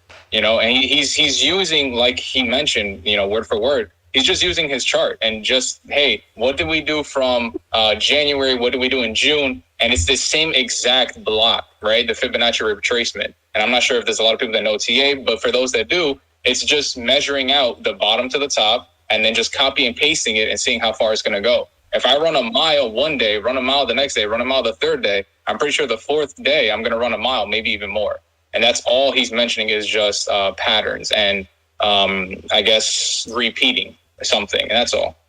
That's what I mean, I used to I remember watching all of Trey's videos religiously early on in this thing, like before I was even active here on Twitter and stuff, just because I appreciated his TA. Like, it made sense to me. Now, does everyone appreciate it? Does it make sense to everybody? Is charting 100% accurate? Hell no. And Trey will be the first to admit that, you know, but it is something to go off of for him and for people who, you know, might have a certain way of thinking or visually seeing something on a chart, you know, so it's not for everyone. And I think that's the thing, is there's a fundamental difference, and it's okay to be different but still be okay. Like, we can still be okay with each other. We can still not hate Trey. We don't have to like make it like about that. It can be, okay, well, so he's going off of technical analysis. He talks to a lot of TA guys and, you know, they're probably all in discussion about it, whatever. That, to each their own. It's not going to change my conviction. It's not going to change. I don't believe it's going to change yours. I think everybody here at the end of the day is going to do what they're going to do. They're not going to do what Trey tells them to do. I didn't buy the stock because Trey told me to. I bought the stock. Then later I discovered Trey, you know? So I think at the end of the day, we all kind of get into panic mode, or not all of us, because maybe not, but some of us get freaked out and think, oh my gosh, this is going to affect the price. Everyone's going to sell, blah, blah, blah. Or, you know, but why are we worried? Worry about your bag. Worry about what you're doing. Know your conviction, and don't worry about anything else. And that's it. Like, I love Trey. I think he's a great dude. I don't watch his videos very often anymore. If I see one pop up, if I happen to go on YouTube, I'll, you know, click on it and like it just to show support. But at the end of the day, like, there's so much going on. I think so many of us are back to like real life, jobs and family time and being able to go out in public places again and being on, restrictive lockdowns, not having to wear masks to the movies, all of that. So we're busy and we got a lot going on. And I think that's why you see this sort of like crazy wave happen where someone will say something, like Trey will say something, or I'll say something, and people just take it and run with it and totally like it's like a game of telephone.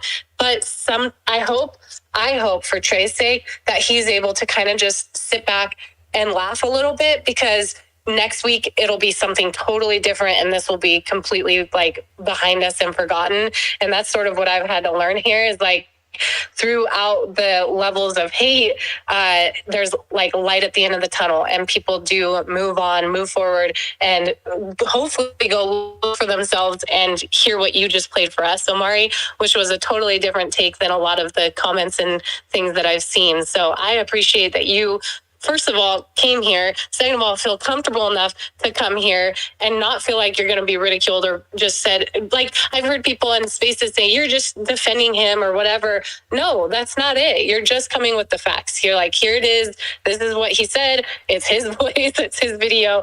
And there you go, So I don't know. I just appreciate it. And I hope everyone knows that's why I run these spaces. So you can come here, put things kind of to rest, or at least express yourselves and say, hey, this is how I'm feeling about it, or whatever, So I appreciate it. I love you, Omari. You're amazing. We've been in this for a long time. We've had some serious ups and downs.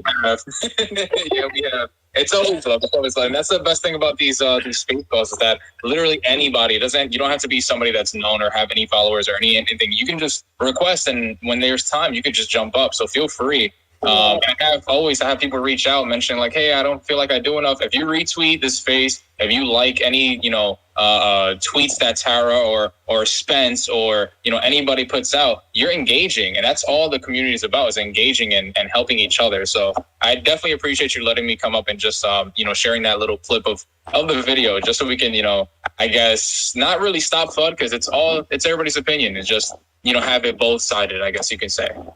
I'll be 100% honest. I love that Trey's talking about AMC and not just, I love that he plays video games and stuff, but I want to hear him saying stuff about AMC. So like for me personally, I love that he's back, doing that right now. Like, so you can take a positive from a negative or whatever, or you can look at it like the glass is half empty, or, take a negative. So I think everybody just has their own way of kind of perceiving and whatever. And we all want to feel validated at the end of the day. And I think sometimes that's a bit difficult in, this world, and when there's so many people and there's so many voices and there's so many people to please, and you can't please them all. And I just hope it doesn't weigh on Trey too much.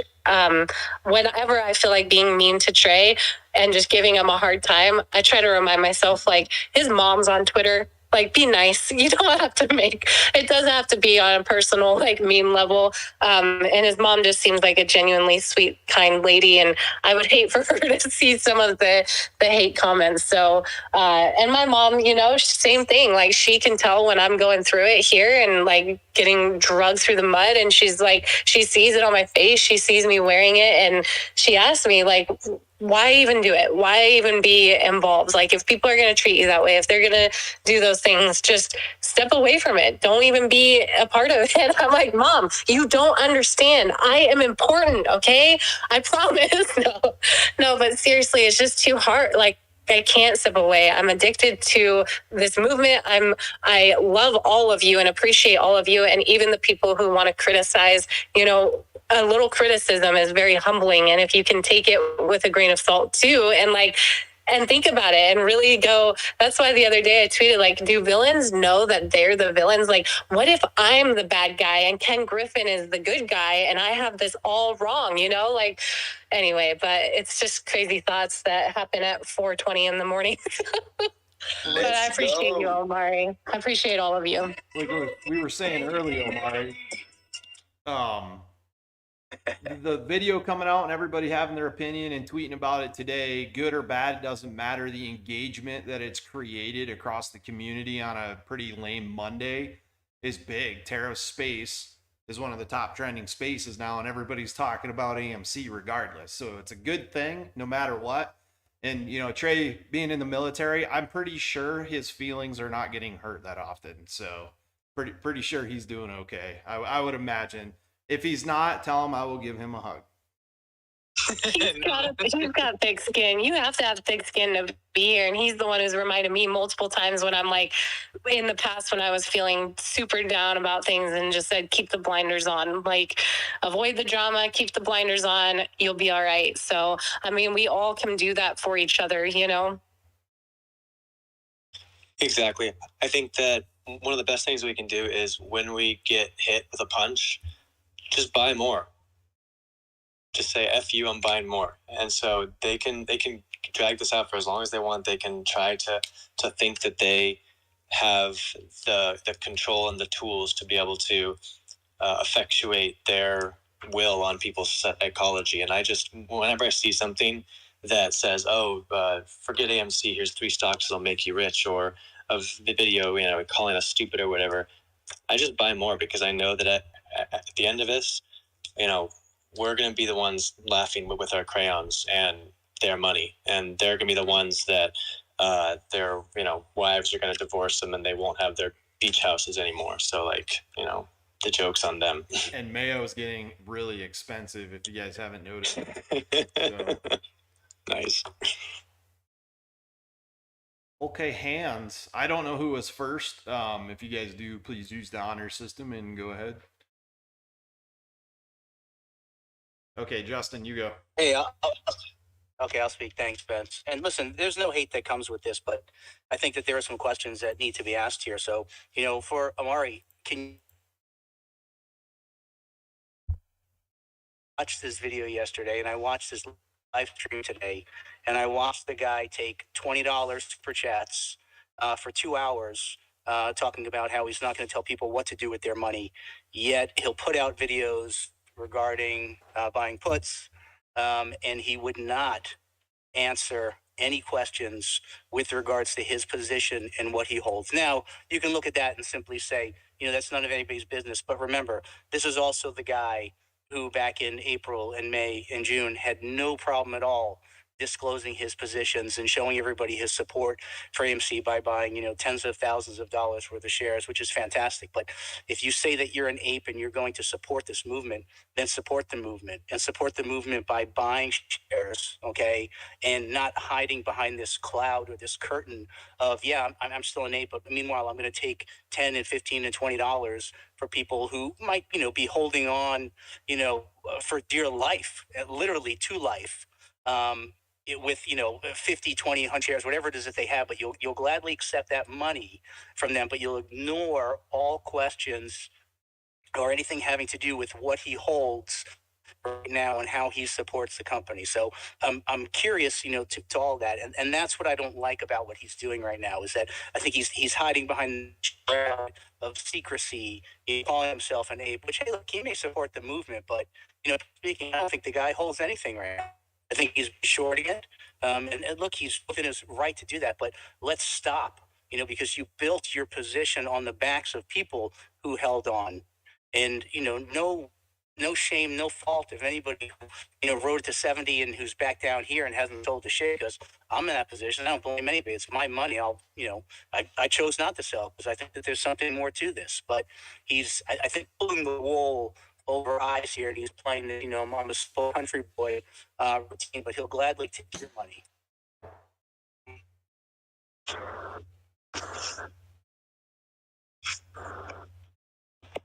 Well, here's another country boy. Who was we talking about there? I agree with what he just said. Is this Jimmy? No, I didn't know who he was talking about. Sorry.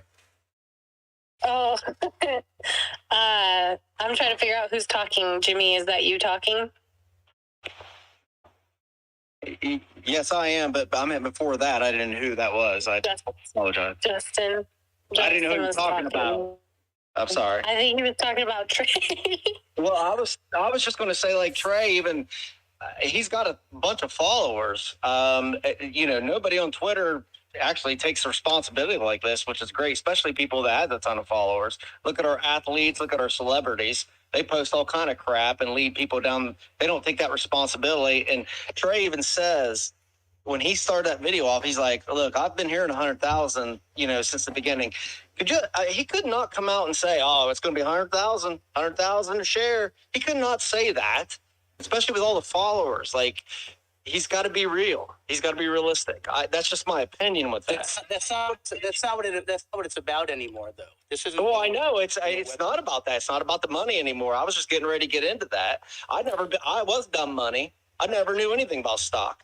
I can tell you, I was actually in the military. I was in Afghanistan in 2017. I had about 20 G's to put down on money, and I had an old guy tell me, say, you got to put it down on Tesla. I think the stock was like $50. I was too scared because I was dumb money. I didn't know what I was doing. Once I got home and I saw the GameStop stuff, I'm not as much dumb money as I used to be. Yeah, I'm a hillbilly, but I'm not as much dumb money as I used to be. I've learned a lot of stuff from all you guys, and I take everybody's point in. I take Bigums, I take Spence, I take Terrace, I take Potato, I take everybody's, even if it's negative. We all make that decision, and I'm not really here, but I'm not really in this to make money anymore. Now I'm like, I'm looking at it and I'm like, man, I'm ready to bring these people down because this has been corrupted for years. These people, it's just like celebrities to me. They're just like movie stars to me. I guarantee you they just cycle it down to their kids. Their kid, just like actors. They get their kids to be actors. It's all about that rich club, but they never planned on this social media platform. It's kind of like, it's not insider trading, but they've always had that. They've had the emails. They've had all that stuff. They didn't expect this stuff. And I haven't been on any of these calls for about a month and a half because there was a lot of negative stuff. So, but I check it every day, and I think you guys are all awesome. I'm just here to enjoy the ride, and I'm ready to make a difference, actually. And I know Trey. I don't know him personally, but I'm just saying he seems like a legit, genuine guy. He really does. I don't think he's here to make money off anybody. Give him $20 and he'll read your comment on screen. So he'll gladly accept your money, Jimmy. But Omar, can you play that portion of the video where he holds? I missed it. Say it again real quick while he brings it up. I think we have one of our brigadier generals in this space, Kat Stryker, the one who's in charge of all of the banners from the planes. She's one of our heavy hitters, and I'm pretty sure she's in here. What's up, Kat? Yeah, I invited her if she wants to come up and talk if she has time right now. Kat, you're always welcome, of course. Thank you for the amazing work you're doing. I can't see you at all in here, but my phone's broken per usual. We see you, Kat. Jimmy, I wanted to say thanks for what you, just followed up with, and I appreciate it. It's interesting, and I like hearing your guys' perspective and point of view, and, I understand people's frustration. I do. I mean, I feel frustrated, so I can't sit here and act like I'm on some kind of high horse and say, everything's like fine, just, trust what so-and-so is saying or doing. You have to look at everything. And obviously we have feelings. And like I said before, people need to have those feelings validated. And I think what Justin, was saying, he made some valid points. And Jimmy, you followed up with some valid points. I don't know where Justin went. If you're still in here, Justin, come back up. Because I think he was asking for Omari to play a clip or a piece of the video, but I didn't hear what part he was even asking for. So anyway, I appreciate you guys keeping it classy and keeping it moving. I can't see what it said. Mr. Spaceman, what's up? Yo, what's up, guys? Hey, how's it going? Pretty good. I've been listening to you, Tara, for a little bit. I've been in a couple of your calls and stuff. I don't really come to these very much. I don't really do this very much, but I just wanted to say, thanks for giving the information you do out. I've been holding big ass for over 8 months now with the whole thing, and but I've learned how to do different charts and things like that. So I just want to say to all the people that are getting into it, Like, don't be taking these things at face value, like what people are saying. Like, do your due diligence. What somebody's saying, research what they're saying, and get that information in your brain before you just say, okay, yeah, that's right, that's a good idea, these guys are going to take off. No, man, you got to take your own due diligence and you guys kind of taught me that over the past like 6 months. I used to listen to what people were saying. So I just wanted to say, like, y'all keep doing what you're doing. I'm holding, like I said, big ass, but I've learned lots of different trading methods and techniques and things over the past year. So you guys have been awesome. And I just want you guys to, keep this AMC thing going. I want to eventually see this thing go, in those thousands. That'd be amazing. I'd love to see it hit the hundreds. I'd love to see AMC take off. So I believe it will. I believe eventually these guys are going to get fucked because they decided to, pull the bullshit games that they did.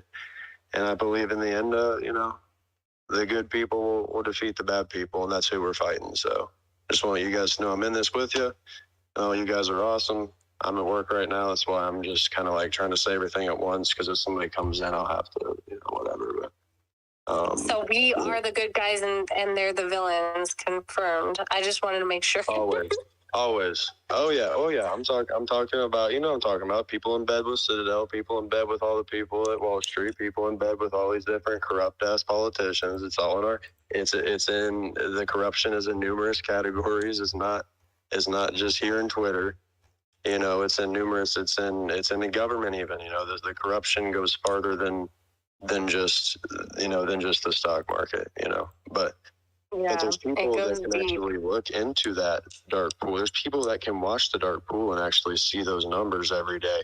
I'm trying to get, I'm trying to meet new investors and people who are starting to be able to read those things better. That way I have a better idea on what I'm doing, so. But yeah, good job, Tara. Keep doing what you're doing.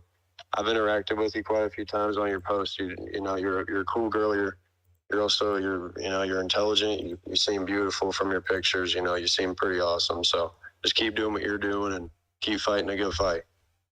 Oh, thanks, Mr. Spaceman. I just followed you for that. Thank you. I try to follow people as they come up and speak and say nice things. Hopefully Twitter doesn't put me in like a 3-day jail or timeout or whatever again, but I appreciate it. Thanks for coming up. Yeah, thanks for having me, y'all. Y'all have a good one. Just real quick. My Cat Striker Gasparino, my lawyer will be in touch. NFT is up for sale for 500 Ethereum if anybody's interested. Oh, that's so cheap now. Yeah, it's only like just under $1 million, so.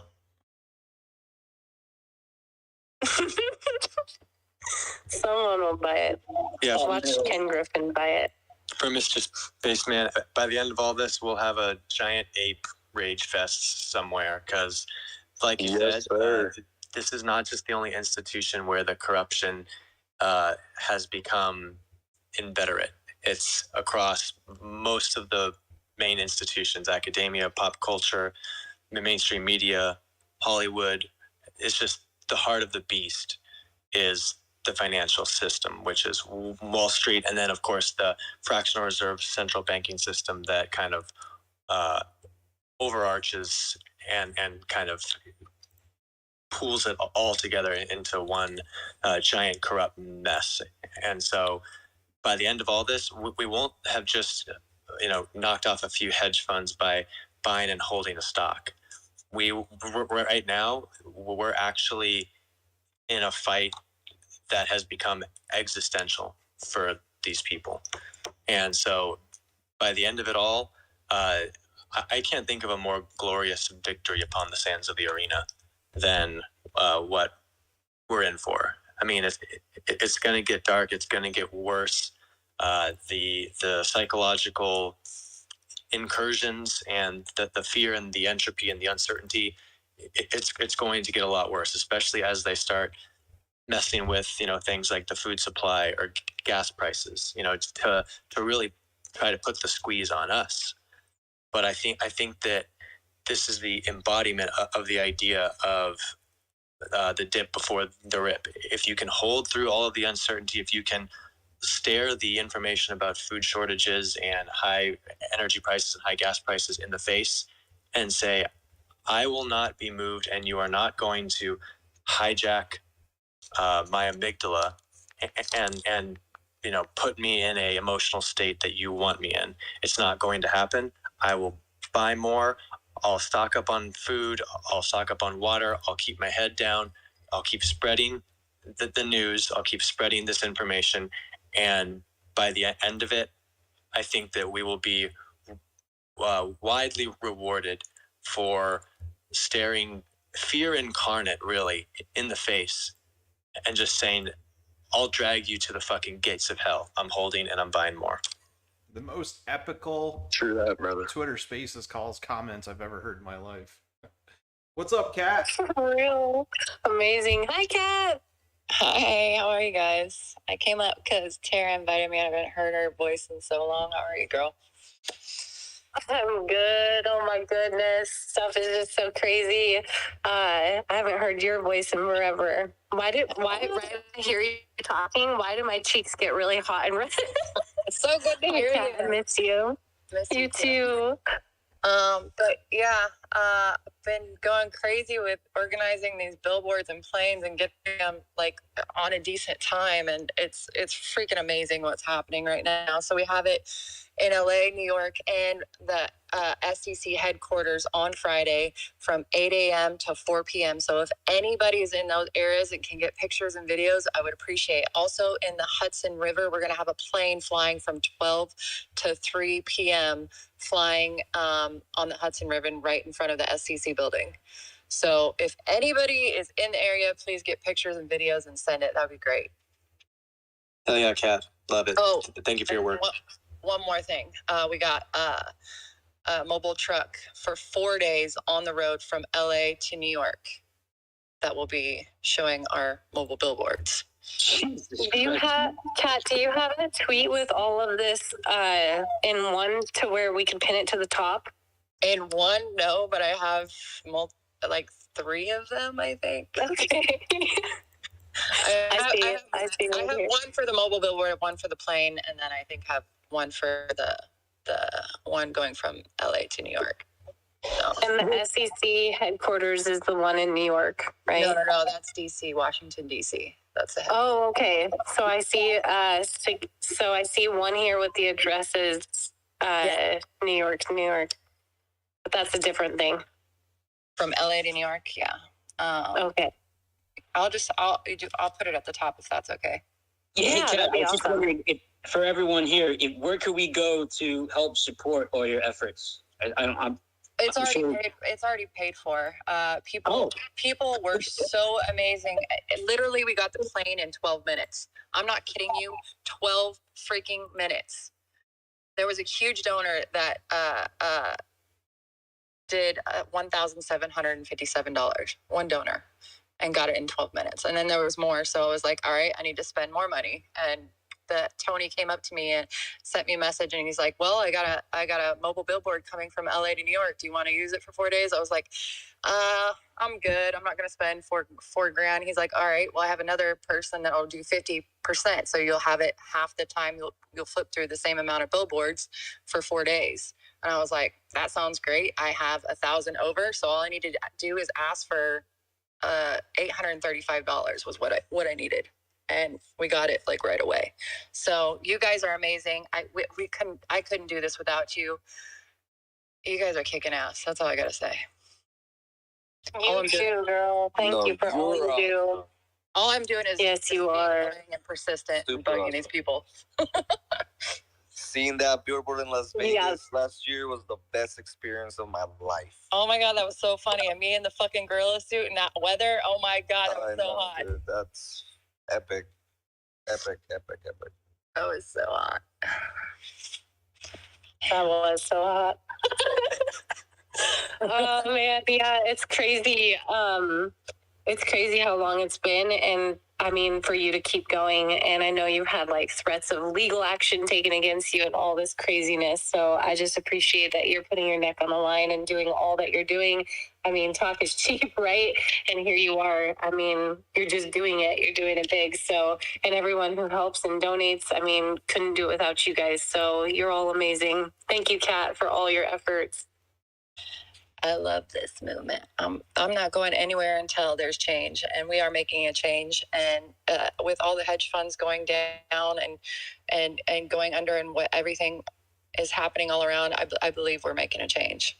Absolutely. It's just. Did you hear about the announcement today that supposedly the SEC they put out some announcement about not allowing funds to front run trades?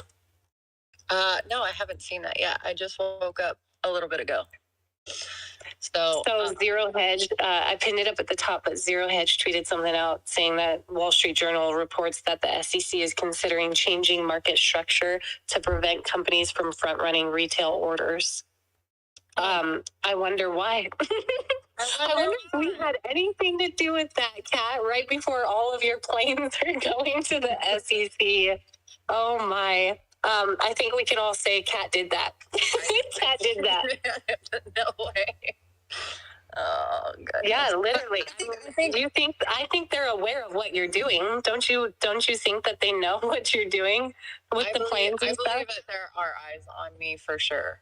Absolutely. There's no question about that. And there's multiple freaking Instagram scammers now that are. It's just crazy. There's so many scammers out there. Yeah, even on here, like when they made an account of you the other day, they tried to follow me and I reported it right away. I got the notification that it got taken down too the other day. I have so many friends reporting them. Yeah, I have so many friends hitting me up. They're like, "Are you trying to get me into crypto?" I'm like, no, it's a scam. Sorry. Yeah, I know it's the word. What'd you say? I said, isn't that why Elon Musk bought Twitter? So you can start eradicate all these bots? Well, he's supposed to, but now because of so as of today, he's not 100% buying Twitter. The deal might not go through because they are not being upfront with how many, like what percentage of users are actual bots or spam accounts. So they said it's an estimate of 5%, but they're refusing to show any numbers or proof of that, which Twitter makes 100% of their revenue on advertising. So Elon's got a point. If you're advertising to, 50% bot accounts, then advertisers shouldn't be paying as much as they are, right? So they think they're getting X amount of views. If they think they're getting like 10,000 views on their ads or promo, content, then yeah, and it's actually half of that because they're bots and spam accounts. So yeah, it's interesting. We'll see what happens with the deal. I still am like hoping and praying. I hope Elon takes over still. Yeah, I think they honestly need to work with him on the price, though. I mean, it's not right if there's that many accounts and they're not being, forthcoming with the information. So I don't blame the guy. Yeah, exactly. And just out of curiosity, I mean, I don't know what kind of like charting or what kind of like indicators y'all use, or could you give me as far as like the best indicators or like tips on certain, because I use Fibonacci level support and Fibonacci extension charting. I don't know if you guys should just throw, because you guys are probably doing this longer than me. Like, is there ones out there that are better than the Fibonacci, kind of like extension that Fibonacci level supports? Like, is there better indicators than those, or is it just you got to just use each one and just use your own 2 cents on which one you think works better? I mean, have you found better success with certain charts, with using certain charting techniques? I don't know. I don't really do charting or TA. I mean, I don't know if anyone else in here can comment on that. But yeah, sure. Go ahead. Well, I was just going to say, I love charting and I do charting and I get made fun of all the time. And it's called hocus pocus bullshit. But when you see the lines, when you see the charts bounce off the charts you made, it's like magic. And I use RSI, MACD as like the 2 staples. And you just got to cycle through them and see what works for you. What was the other one, boss? Oh, MACD, MACD. And it's to kind of like denote trends and where it's been. And it almost, people kind of make it look like, oh, it's like a roller coaster. It's going to go this way. It's going to go that way. But you can't trust just one. You have to like get used to them all, and then find your. It sounds weird to say your favorites, but that's exactly what it is. And I've learned it just by seriously just staring at price action and staring at different indicators. And I've gone through like the KCD or the KLD, and everyone swears by this and that. They all have their own, but it all comes down to like what works for you. And those are subcharts, right? Like what you're talking about. Like those are just subcharts to the fluid movement of that security throughout the day is what you're like. That's what you're talking about, like an indicator. Indicator. That's what I thought you asked about. I'm sorry. A good friend of mine, his name's Tanner T. Baku on here. He told me a long time ago when you're watching charts, his kind of way of doing things, and like you said, everybody kind of has their own way. He would watch the 1 minute and then watch for 3 candles to fill. And then see that as like a buy or sell. And that was, he was doing like day trading kind of stuff. So that's something whenever I want to like throw a couple $100 at something and just kind of play around and see if I can actually make some money. I'll watch those candles, and it's interesting, and it sort of does work. As soon as there's 3 filled green candles, you'll see it go, and then as soon as there's 3 reds, but it's not, 100%. I mean, 3 white nights, right? 3 white nights. Right. Yeah. So, but that was just his way. I'm probably explaining it totally wrong, and he's probably going to kill me, but it's pretty much it. You nailed it. When you see the 3 white nights, then you're expecting an uptrend, and then the other one, the 3 red candles, I forgot what they call them, but yeah, the candlesticks are also a good way to do it. But the only thing, like a minute, everyone says, what is the best chart to watch? Like what time frame? All of them. You have to take into account, like you said, you watch the minute charts when you're day trading. There's 15-second charts. And that's what like the day traders that I'm watching or been following now. I don't even have that option. My lowest is 1 minute. You gotta get like Trading View, I think, or Trade Station, one of those. They have 15 seconds. Okay. I can't keep. I mean, it's like mind numbing. If you watch 15 seconds for too long. I just put up a 1 minute and run Fibonacci extension. It gives me 7 different price points, and then when I run the 1 minute or then a 1 minute chart, wait for it to hit that price point. I'll wait until it like goes through those couple prices, like it was kind of looking at, and then I'll just run another Fibonacci extension off a 1 minute chart. So, that hasn't been working for me for a while, but that's it. I was just asking, but I appreciate your written down, and I'll definitely kind of look at those indicators and kind of maybe use that maybe in the future. So. Yeah, those indicators used for like confirmation, like Tara was saying, she sees the 3 white nights, and then if you look down and your indicators that the ones you fell in love with, if they confirm, oh yeah, here we go, this is the price action I was looking for, and then you can pull a trigger.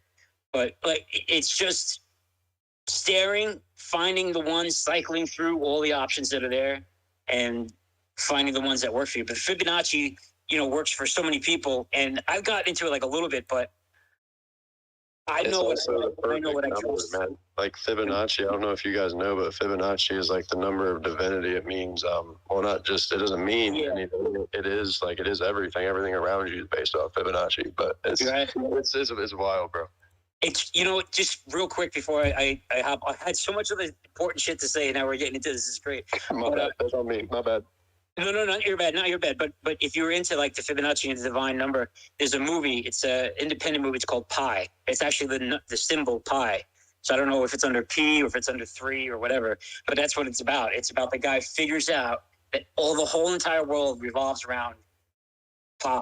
I'm not the only person who's watched and liked that movie. Then that's amazing. Yeah, Spence. My man. It's the supercomputer chip from the hedge fund. You're on Netflix or where the fuck is this show at? I have no idea. I found it at Blockbuster just YouTube 20 years ago. So. Good Lord. The fact that you found it at Blockbuster is prophetic in itself, but he literally gets a supercomputer chip from these hedge fund goons, and he figures out how to like hack the stock market, and then they come after him. So definitely worth a watch. Super worth. Real quick, who was asking? We should work on that. Who was asking for the indicators? That was me. That was Mr. Spaceman here. What do you use as far as like for your draft? Like, for example, me, I bounce between TradingView and Webull just for charts. I'm sorry, I didn't get your question. I was asking, like, what do you use as far as charting? Like, what are you with, if that makes sense? Like, I chart on Webull. Yeah, I chart on Webull and TD Ameritrade has a good charting system, in my opinion. Gotcha. Yeah. No, Fibonacci is wonderful. If you were looking like for other stuff to add, I'm not sure if you use if you have the VWAP on, but VWAP is also really well. I'm not sure. VWAP. Yeah. Are you familiar with that at all? Is that a song by Fetty Wap? No. You know, that's funny because, I mean, months ago, there was somebody that actually had their name as Fetty VWAP, which was a pretty funny joke. But no, it's just the volume weighted like moving average. So it pretty much shows like intraday where the charts start versus like, towards the end of the day. It really helps to see the volume and which way it's moving with the stock, which you can see with anything else to use. But going along with the VWAP, that I would highly suggest that. You can also do like the EMA, which the EMA you can customize to do like EMA 50, EMA 100, or 200. And that's pretty much an indicator for like long-term trends. So you can see like how the stock moved within the last 200 days, and it'll actually show you as a prediction on the 1 day or 5 minutes or 30 minutes, whatever you have, it'll show that line. And usually people use the 200 EMA, for example, to see like, okay, if the price jumps above that 200 EMA line and then bounce off of it, for most people, that's like a clear indication of like, yeah, we're in a reversal at this very moment, versus the last 200 days. So I would highly suggest those. So VWAP. So you said there's like a 50 and a 200 and a 100. You can definitely customize it. I'm more familiar with TradingView, but with Webull, to me, I think it's easier. I'm not sure if it's because I've been on there the longest, but you can literally go to the top, select indicators, and choose EMA, and then it'll give you the option of which you want to use. Some people use all. I personally use 50 and 200, but it's really up to you. Yeah, I appreciate that, man. I'm getting like almost a complete sentence of notes here from this conversation, so that's a good thing. As long as I can come, as long as I can get up here with some more stuff to look at, you know what I'm saying? But yeah, okay, that's I'll check that out. But Fibonacci's work good for me, and Tara, you've been awesome. Everybody in here, you guys are awesome. Everybody that's hodling around. One day we're gonna be hodling around a big ass campfire, and it's gonna be the biggest badass thing we've ever seen. Because I'm telling you, one day it's gonna happen. I'll see you guys there. Before we get these scans real quick, AMC Theaters just tweeted and announced that Harrison Ford is returning as Indiana Jones for Indiana Jones 5 in 2023.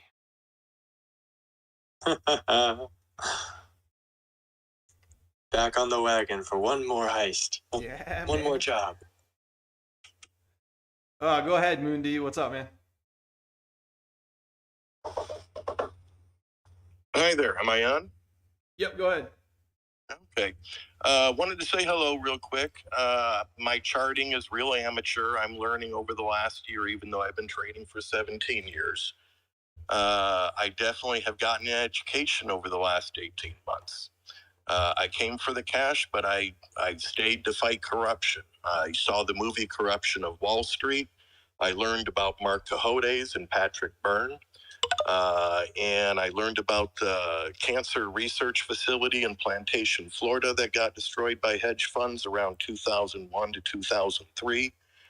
And it held back our cancer research, our cancer treatments that we use today by like 13 years or something. I don't know how many people died because of that, but definitely these people are responsible for some deaths, and that irritates the bejesus out of me. Responsibility sucks as far as people asking what to sell at. I've got a lot of family in this, even if they're not holding as many shares as my wife and I are. But I've told my family 3 to 5 days after it hits 300, start looking for your exit price and don't call me. Call each other, and definitely don't call me between 9:30 to 4. I got my own stuff to worry about.